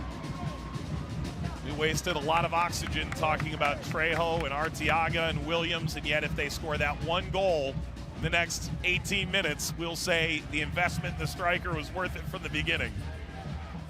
And credit to John Michael Stenberg, by the way, who coming in, wouldn't necessarily say was questionable, but his overall health just a bit off. Struggling with, we'll just say, Mother Nature and maybe a touch of a flu illness, if you will. A flu game. That's a shift, man. Trejo was seeking Arteaga. Ricochets back. Gallardo, ball ricocheting once more. Gets over the top. Cuejo settles. 2.5 minutes, and then we'll play another 15 the other way. It's Gallardo. Gallardo offering Archer, siphoning off.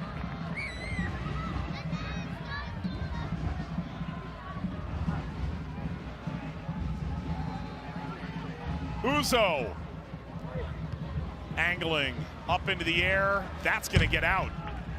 That's going to be a corner for Phoenix. They've done some intriguing stuff on set pieces tonight, too.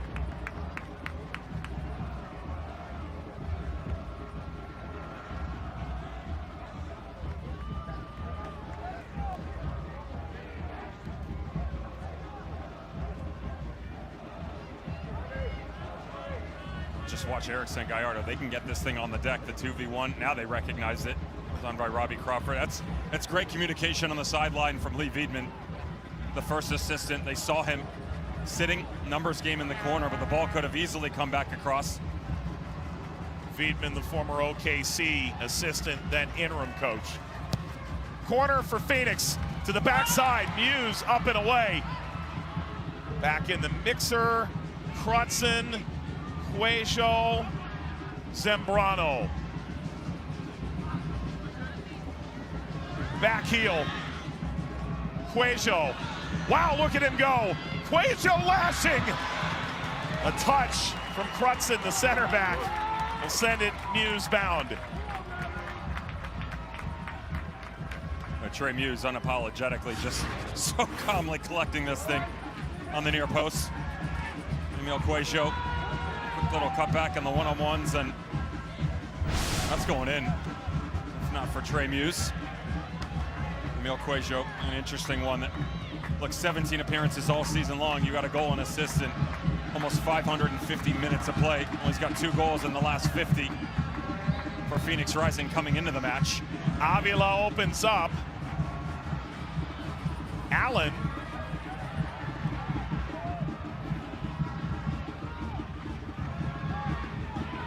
Just keep it moving here if you're the Charleston Battery. Keep the ball moving, make Phoenix chase a little bit.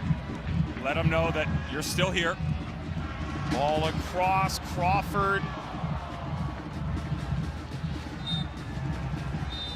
15 minutes down, 15 minutes to go, and still no champion. Phoenix, the lion's share of the chances. Trey Muse needed to be the X factor at extra time. He has been. We'll go another 15. Ben Pearman's going to bring his guys in right now and say, listen, let's go throw a punch, because they have been wheeling and dealing in the worst of ways for the better portion of the last half hour. That has forced a lot of pressure on the back line. chasing with all the players in front of him, and a call to arms for that man right there. Trey Muse, 12 shutouts in the regular season. That was tied for first in the USL Championship by an individual player with Ali Zemla and Lou City. And he's been impressive from distance, from tight-knit locations. I mean, this thing's moving too.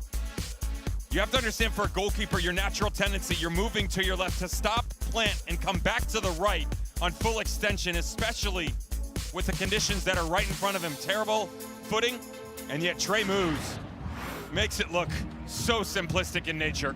You know, and Dev, we walked the field yesterday into today, and that area in front of the goal mouth that Muse was playing off of, really not at its best. It's that way when the men and women of the College of Charleston and the Battery have played on this field for months. Of course, most fields get that kind of wear and tear no matter how many people are trudging on it. The conversation right now, though, for both teams, you know, we were leading into the Charleston Battery. They're too deep. They don't have an extension. What they really need to do is centrally Beto Avila.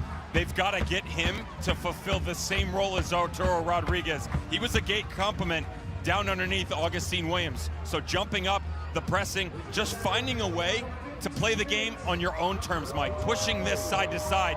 They're bypassing him, and that's opening up the space centrally for Phoenix, and then on the wings, Juan Guerra, Phoenix rising.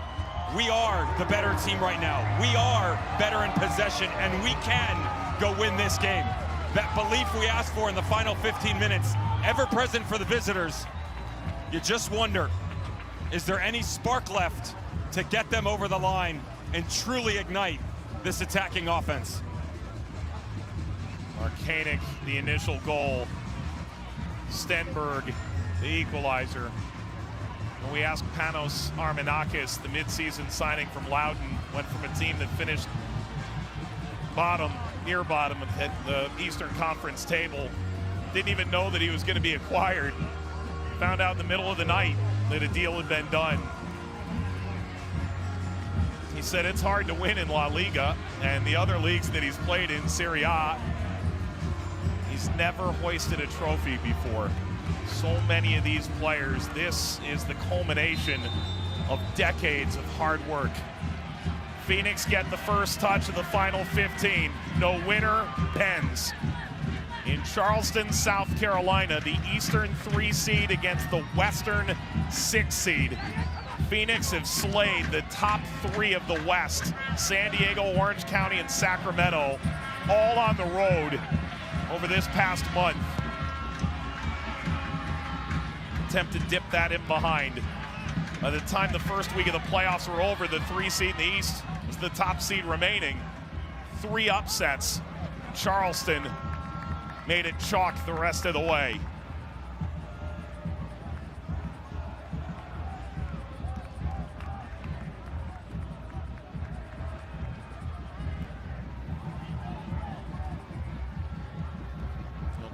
We spoke to Bobby Dooley and Juan Guerra on the Phoenix side, their GM and head coach. We spoke to Lee Cohen, the president of the Battery, Ben Pierman. And to a man, they all say this has become so much more difficult to win, that the league has never been better. It's that much more gratifying as a result, as Arteaga remains down. Another hard challenge behind the scenes for Manuel Arteaga that leads itself to Carlos Harvey in a confrontation with Markanik out on the wing. Credit to him, by the way, both left and right respectively for Nick Markanik tonight.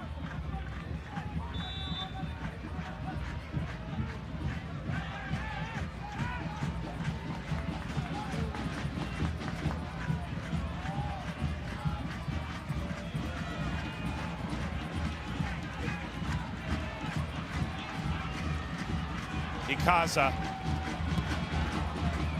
offering for the Battery, looping header caught by Rios Novo. Sarah Gordon plays for Angel City, all-league defender, certainly knows what this moment is like for Charleston as well as Phoenix, as Charleston takes over in the attacking third. Guys, extra time is... Ball across, header high from Williams.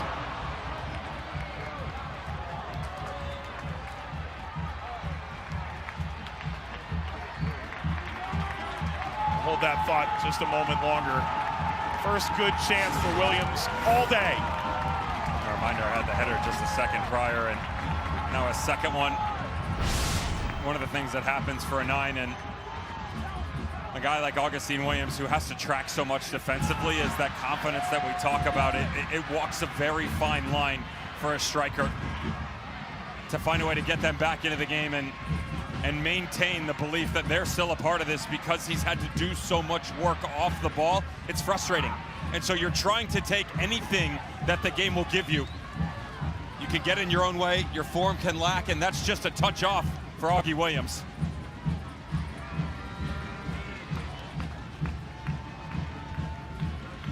Let's go down to Sarah. Sarah, 90 plus. What's this like now? Guys, extra time is never easy, especially when you were up 1-0 the whole game, tied in the 90th minute, and you have to switch your mentality totally to come back and play another 30 minutes and try and get a goal. But it looks like the Battery are just starting to do that with their chances. Yeah, Sarah, you get it, right, Dev? You change your entire dynamic. We talked about it at the end. They were trying to just seemingly see it over the line, and then all of a sudden you need to go hunt a goal again. Trejo, not to be. Allen. Ikaza. 2 goals in this playoff run. Allen. Some room out on that left-hand side if they could swing it. Instead, down the right-hand line. Avila. 3 options percolating, well marked.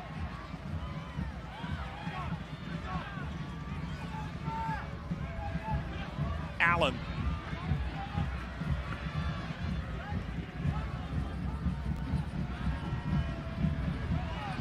Crawford.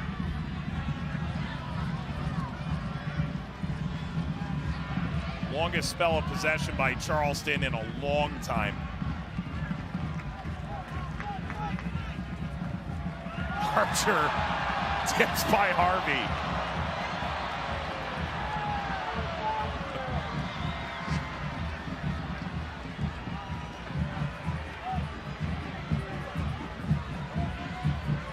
Let's see if Archer wanted to press his luck again. He didn't. Avila tries to collide inside Traore, just through the defense. It's Dotson to the near post. It was a good read by Carlos Harvey there.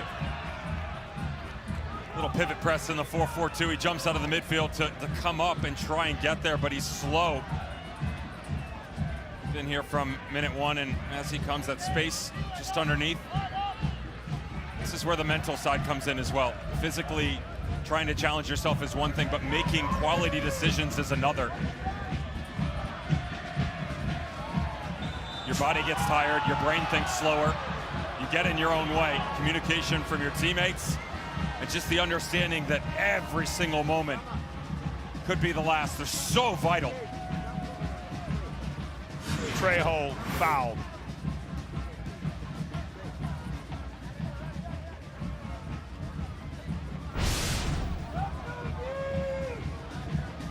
To get this late in the game, 6 Phoenix changes. Everyone needs to know their mark. It was Stenberg who leapt over everybody, not at home the equalizer in the 90th.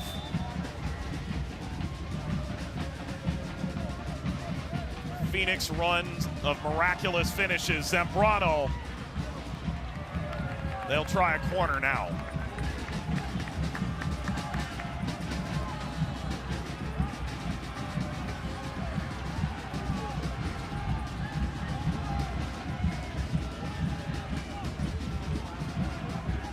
Look overhead at Patriots Point. There's not an empty seat yet. Sold out in mere hours. 7th corner of the game for Phoenix. Cuejo. Archer, a magnet. It was the reserve last time. Archer did it again. Williams, no shots in the 92 in extra time. That's some kind of work right there from Erickson Gallardo. He's had a great shift since coming on in the second half. Seen him on the right, the left, but the defensive work right there to break up the movement by the Charleston battery. Brilliant.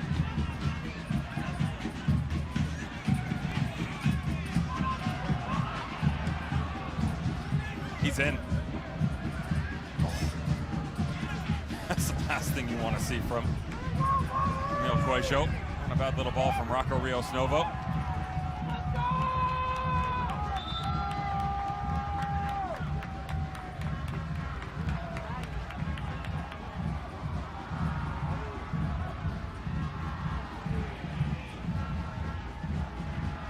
Tired legs in low country. Avila tries to spear that further. This is, along with, you'd say, Richmond, one of the two most historic lower division teams in America. This Charleston fan base suffered for a few years. They've been to the playoffs 13 previous editions and missed the last two. Phoenix suffered early, but it seemed like they were unbeatable in everything but the final for about a 5-year span. Then they tailspun the tail end of last season, right out of playoff position as the 6th seed, just a few points away from a very different path on the cusp of that first ever title. Marcanic, still Nick Marcanic. Avila chasing, free kick, Charleston battery in the 115th minute, and it's gonna come with a card. Zambrano, who had not been booked yet. One of the issues this team has run into as the game has gone on is Carlos Harvey has become very adventurous. And you can see him just trailing in, so Zambrano has dropped off. They use him as this lone 6 in front as Harvey comes, so you don't have the pressure, and that's more on Zambrano to rotate side to side. And just a bit slow there. We asked for more out of Beto Avila. Haven't necessarily gotten everything that you've wanted, but a really good movement by the midfielder from the Charleston battery.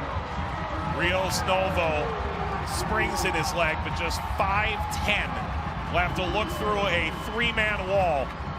Ikaza and Crawford behind the ball for Charleston.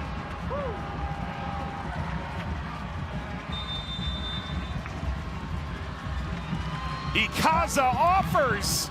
That's away. Allen brings it down. Angled by Williams.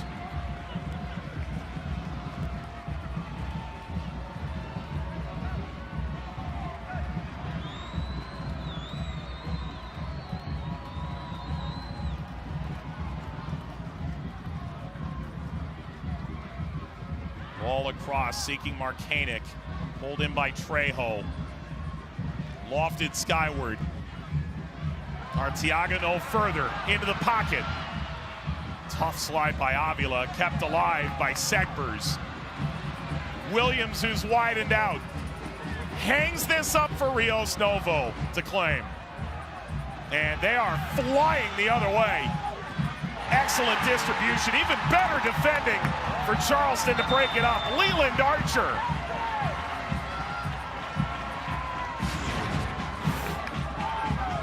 Leland Archer leads his team third in the league in clearances, and although this is an out-and-out duel won by him, Danny Trejo, he's got to be smarter with his time and with his space. Should allow that to develop over the top with Gallardo. They could have had the 1-2 punch, and Juan Guerra making friends on the sideline, rewarded for his efforts with Charleston yellow.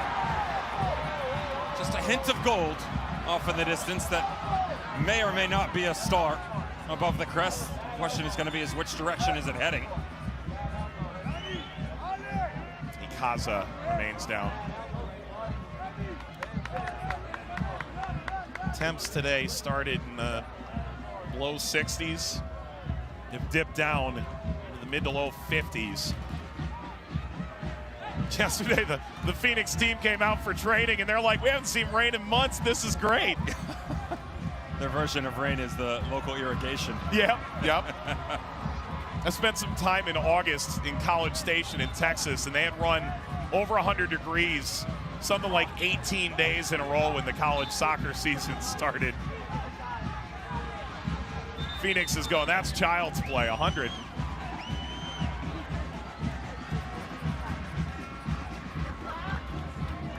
Segbers is making his way off, and this is really intriguing. A.J. Patterson coming in off the bench. When Ben Pierman took over this team, his first 2 calls were to Patterson, the longtime captain, an hour in the office, and a call with Leland Archer, who was in Trinidad and Tobago at the time. He said, I'm going to ask you to be brave. I'm going to ask you to play differently.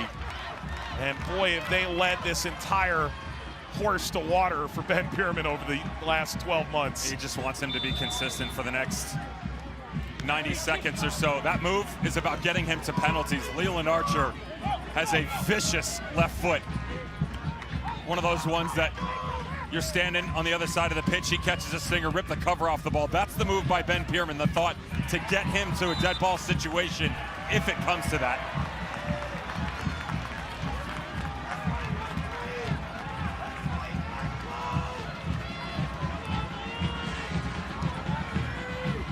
Arteaga pleads his case. Last extra time final 2015. Last time we went to penalties 2011. Orlando City, yes, that Orlando City, the initial dynastic power of the championship, defeating Harrisburg. We're a matter of seconds away from that fate tonight.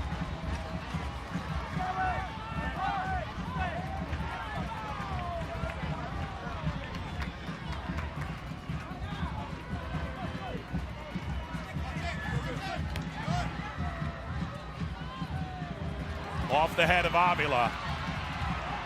This does find Augie Williams. A goal now, legendary, truly. The whistle's gone, it's with Phoenix. 1 added minute.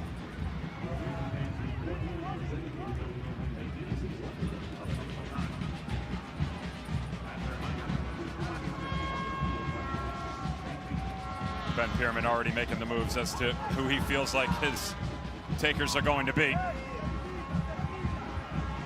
Juan Guerra still active right here in front of us on the sideline. Directions to the troops.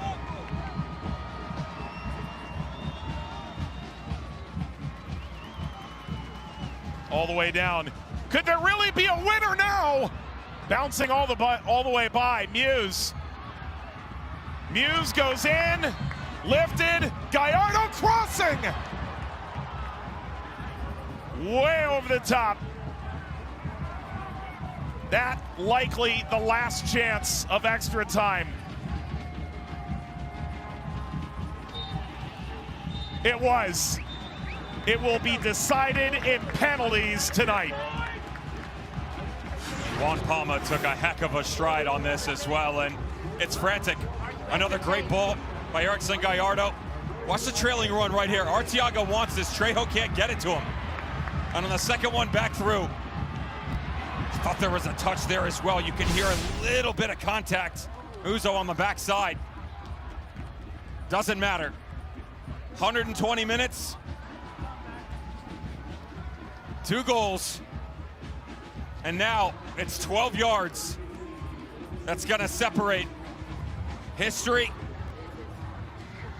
and what you can bring forth if you're the Charleston Battery looking for the title. First in over a decade, 2012, Phoenix Rising, the ever elusive star above the crest. It had to be this way, didn't it? A 1-1 draw at the end of extra time with penalties to come to decide the champion. 36th minute, be Nick Markanek, the opening goal for the Battery. And just watch him, he pushes down in and so drags Darnell King. Panos Armanakis doesn't go with him, and then they forget about the trailing run. Beautiful ball by Mark Segbers, but an even better run by Markanek to pluck this out of the air, down into the bottom corner. They were off and running, but they would start to fade from the game. reestablish themselves defensively, probably too deep. And at the tail end of a match, who wants it more? The first one, no. But all the pressure, and just watch Stenberg right at the top of the 6. No mark, Ikaza rotates in. They forget about him. Juan Palma can't get back over. And for the first time in a Phoenix Rising uniform in 2023, John Michael Stenberg gets his goal and gets his team back to square one. Charleston 4-1 in the last 13 years in penalties. Most recently, 2019 in the playoffs against Ottawa. The last time they've been knocked out in a competition was 2015 against Orlando. That finished 12-11 in pens. Phoenix 3-4 all time, out in the 17 Western semi, the 2021 Western quarter. They advanced to the final in 2020 in penalties. Rocco Rios Novo has saved 3 of 14, 1 of 7 this year.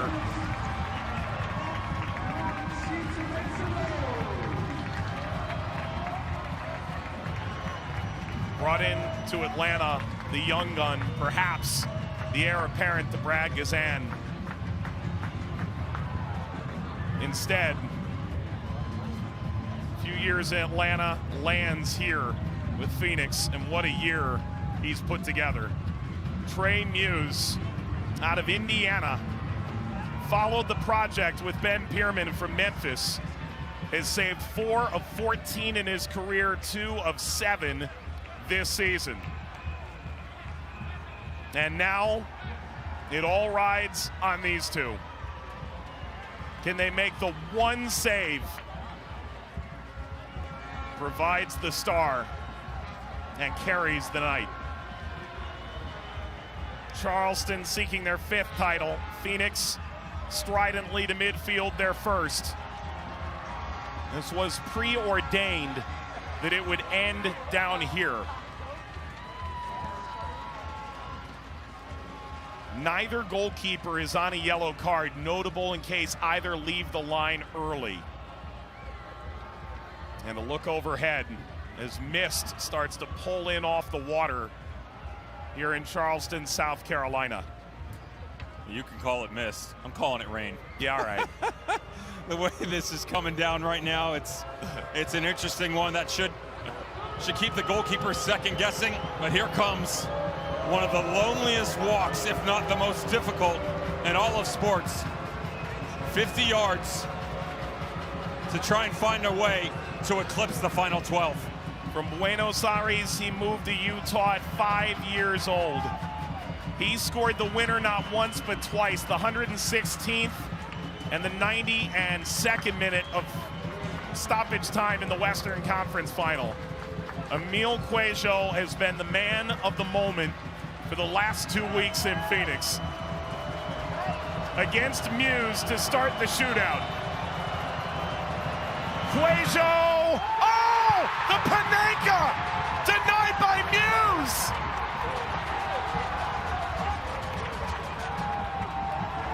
Charleston into the catbird seat.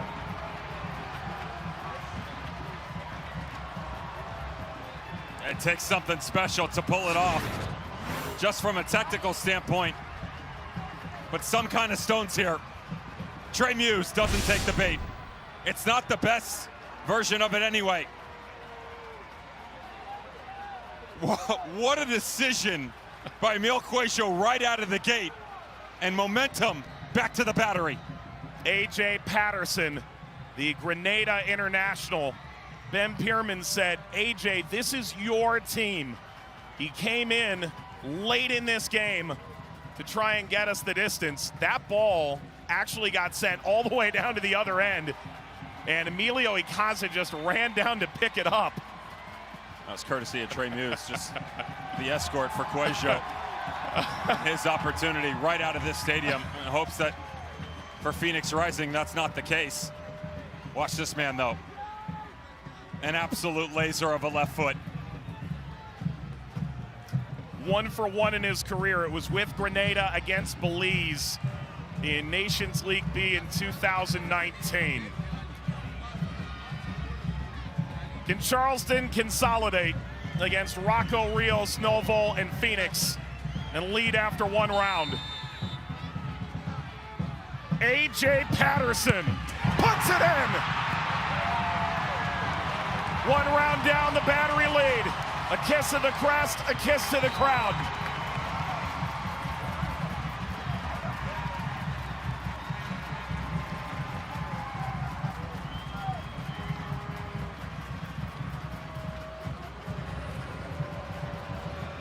Daniel Crutzen, 4 of 5 in his career.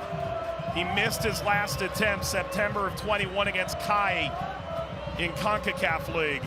Title after title, all he did at Forge was help lead that team to become the dominant power the earliest days of the Canadian Premier League. He really does need it.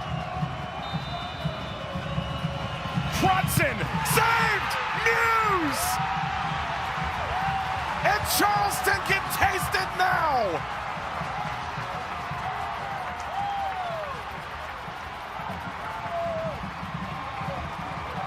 He's done his homework. Trey Muse reads this the entirety of the way. Watch how quickly he gets off his line down into the bottom corner. Thank you for coming.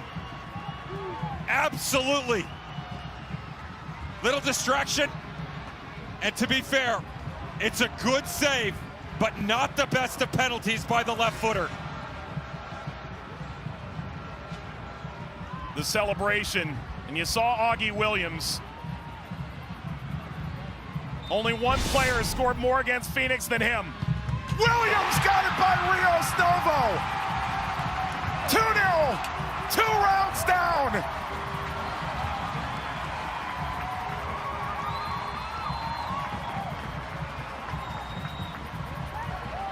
And all of a sudden, Mike, it's must-make territory. You cannot afford to miss right now. The third striker in a penalty shootout can be the most influential, the way that you can swing it either way. Renzo Zambrano and the pressure on the Phoenix Rising midfielder. 5 years with the Timbers. Zambrano against Muse, who's made 2 saves already. Zambrano! Oh! Wow, what a hit!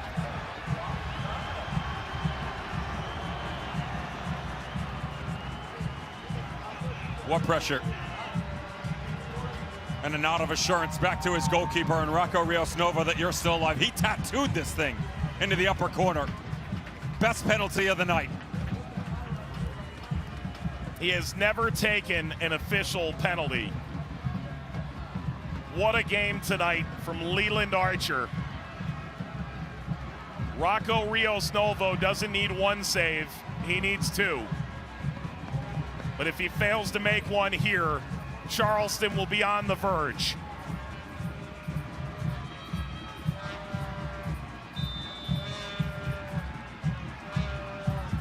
Leland Archer. Oh, it's wide!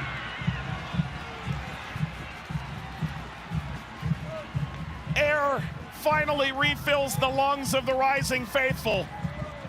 They still breathe.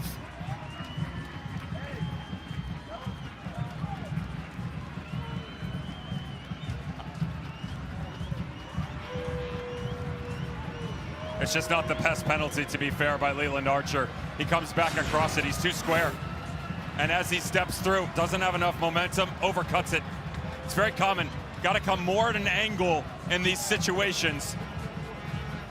To be fair, goalkeeper there anyway. How good was Erickson Gallardo tonight? The second half substitute.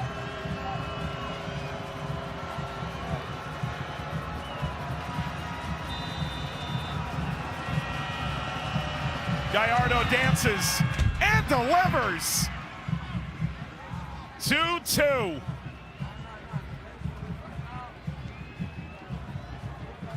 And a pin dropping. This place just went silent. All the air out of it for the Charleston Battery. Just a never say die attitude for this Phoenix Rising team, and the super sub of Erickson Gallardo with an incredible pen to keep them in it. Make and Phoenix will be on the cusp, being sent home.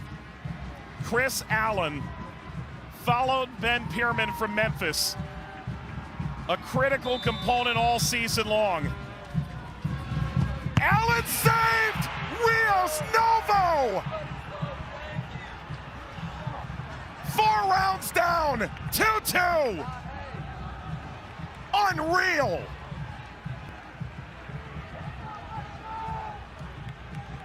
Why would it be any different? They've been even all year long, all night long.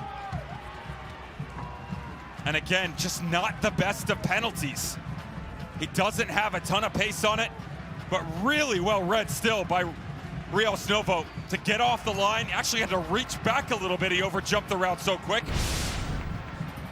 Manuel Arteaga, his scorching goal scoring form slipped at the end, so they brought him off the bench. The consummate teammate has a chance to put Phoenix ahead in this shootout for the first time. Muse is ready.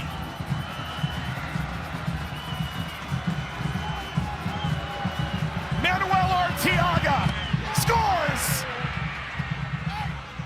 Muse close, but not enough. And now Phoenix with a save would win the title.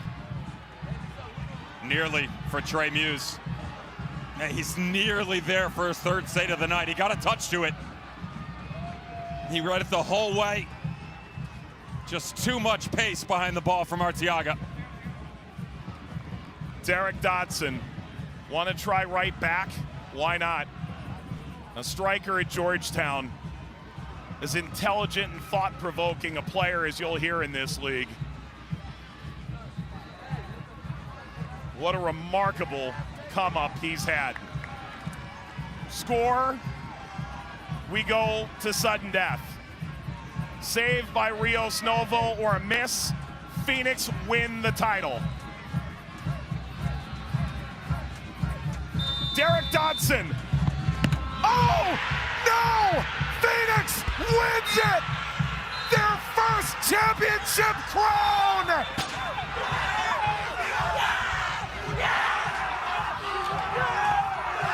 Phoenix rising! The long-awaited win on the biggest stage! Title winners in 2023!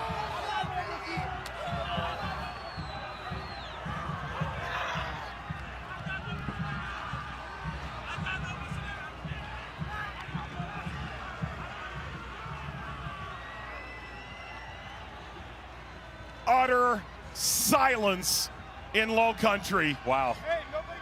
What a game. An incredible final between these two. From start to finish. The quick start from the Charleston Battery, couldn't find the goal. Phoenix Rising reestablished their midfield. The counter, the beautiful ball from within. Saw the go-ahead goal.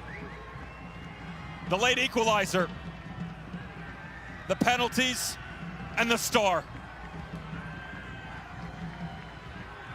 3 times in 6 years, Phoenix Rising have been on the trek to the mountaintop.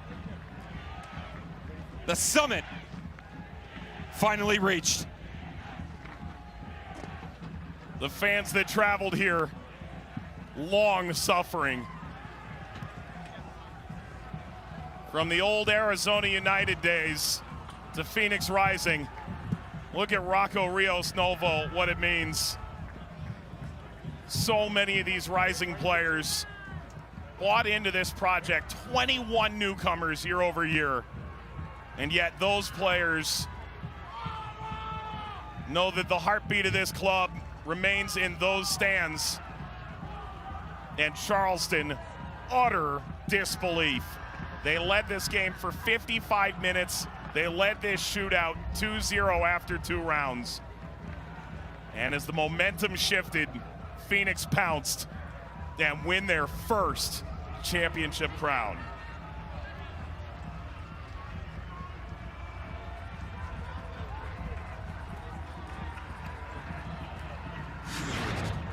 here's how it happened.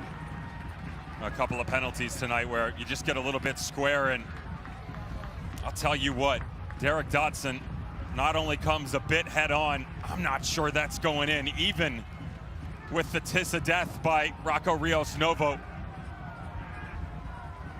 Everybody looks at the young goalkeeper, just 21 years of age, on loan from Lanús, the Los Angeles native.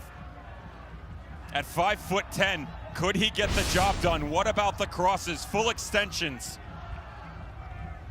Just one blemish statistically this evening. Matters no more. What a fight back. This team, the second half of the year, everybody questioned whether they could do it. All the talent, 21 weeks to get above the playoff line for Phoenix Rising. Then they got there. Talked to their leader.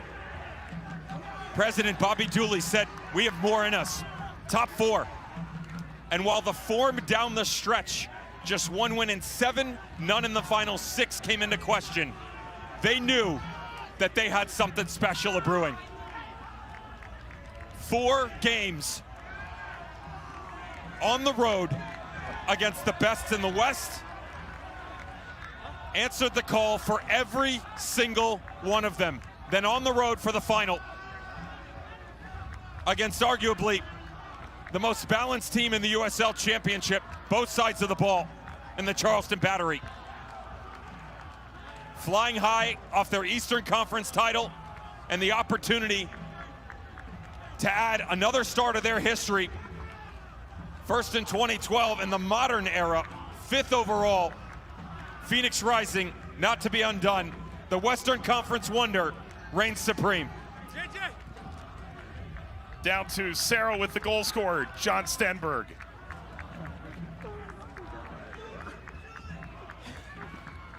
Josh, it's starting to kind of seem like you guys like to be down before you come back and win the game. So how is this feel right now? How are you feeling? Describe it. It's hard to find words right now. This season has been a up and down season for us. Playoffs as well. We been down in games, come back late. Everyone contributed to this performance and all these playoffs games. I'm just super happy, super proud of this team, this club, this organization, everyone, the fans. I'm just super happy. Thank you. Congratulations again. Thank you so much. Thank you. Truly incredible. John Stenberg's first goal for the club extends the game into extra time. And Phoenix Rising celebrate. Saw Bobby Dooley there a moment ago. You know, Juan Guerra very easily could have been the coach in Charleston. He was a hot commodity. And yet, as he left Oakland, Phoenix came to him mid-season, said, come join this project. We believe in you. We watched you do it as an assistant to Rick Schantz.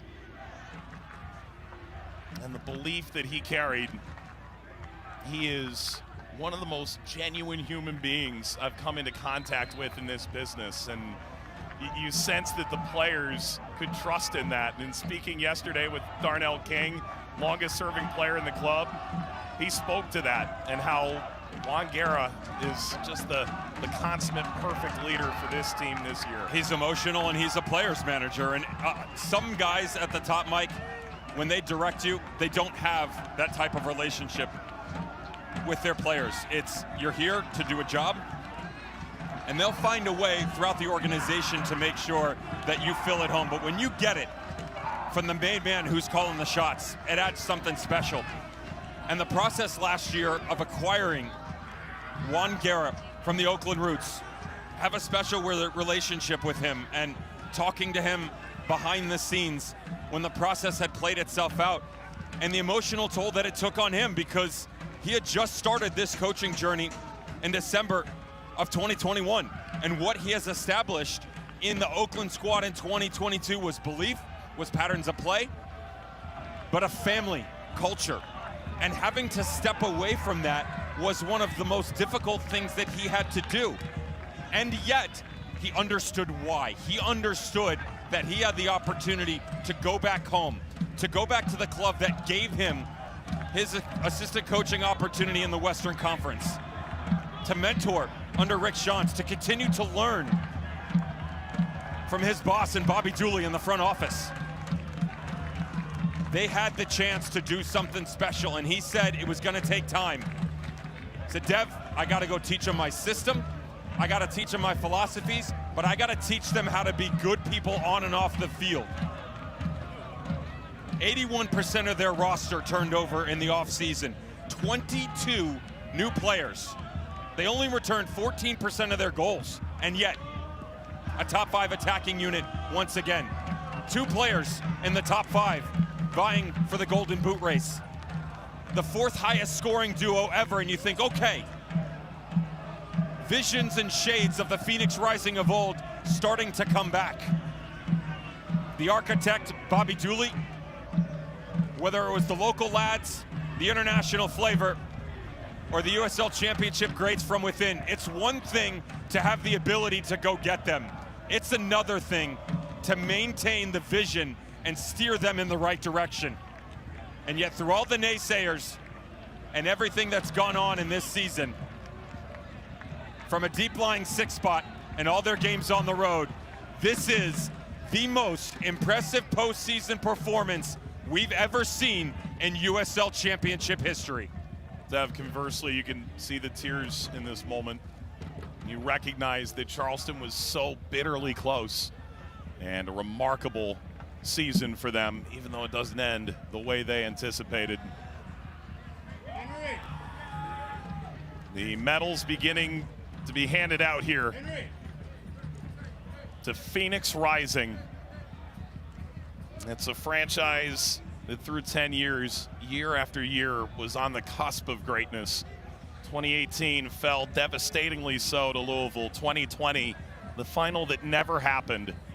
On the way back on that plane, they kept their eyes firmly ahead. Last year, the playoffs eluded them, and now they've arrived where their fans always dreamed that they would get. John Stenberg, just a few months in, has a little piece of forever now.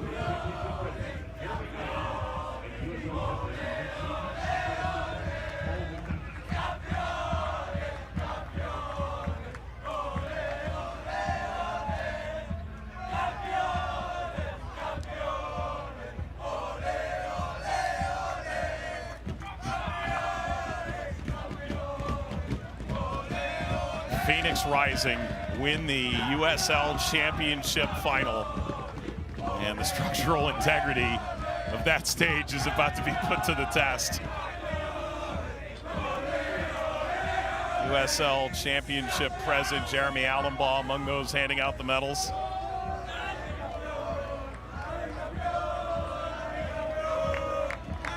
Imagine what goes through his mind. Darnell King, the last one here from that 2020 junket, never got their chance.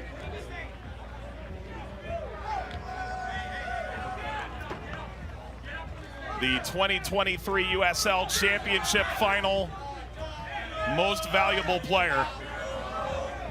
It almost goes without saying. Taking part in 3 saves in the shootout, Rocco Rios Novo. 6 saves tonight, and the 3 that mattered the most. Devon Lambert, who was transferred out of this team to RSL, just jumped on the stage too.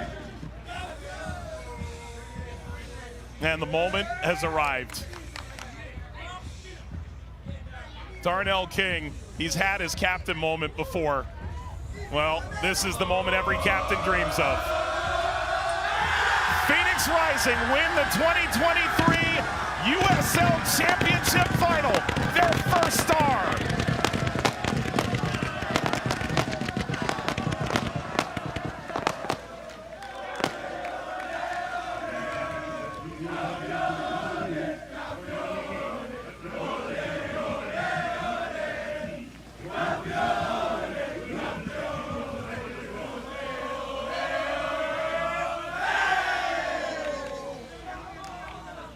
They took out the 3, the 2, and the 1 in the West.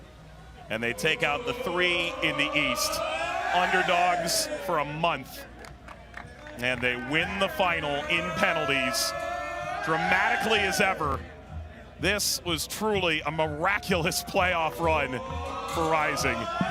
And they'll be hoisting this trophy all over Low Country the rest of the night. Well, the championship certainly provided a tremendous number of twists and turns this year, but it ends with Phoenix on top. For Sarah Gordon and Devin Kerr, our entire team here in Charleston and beyond, Mike Watts saying Phoenix Rising, for the first time, champions in the USL Championship final.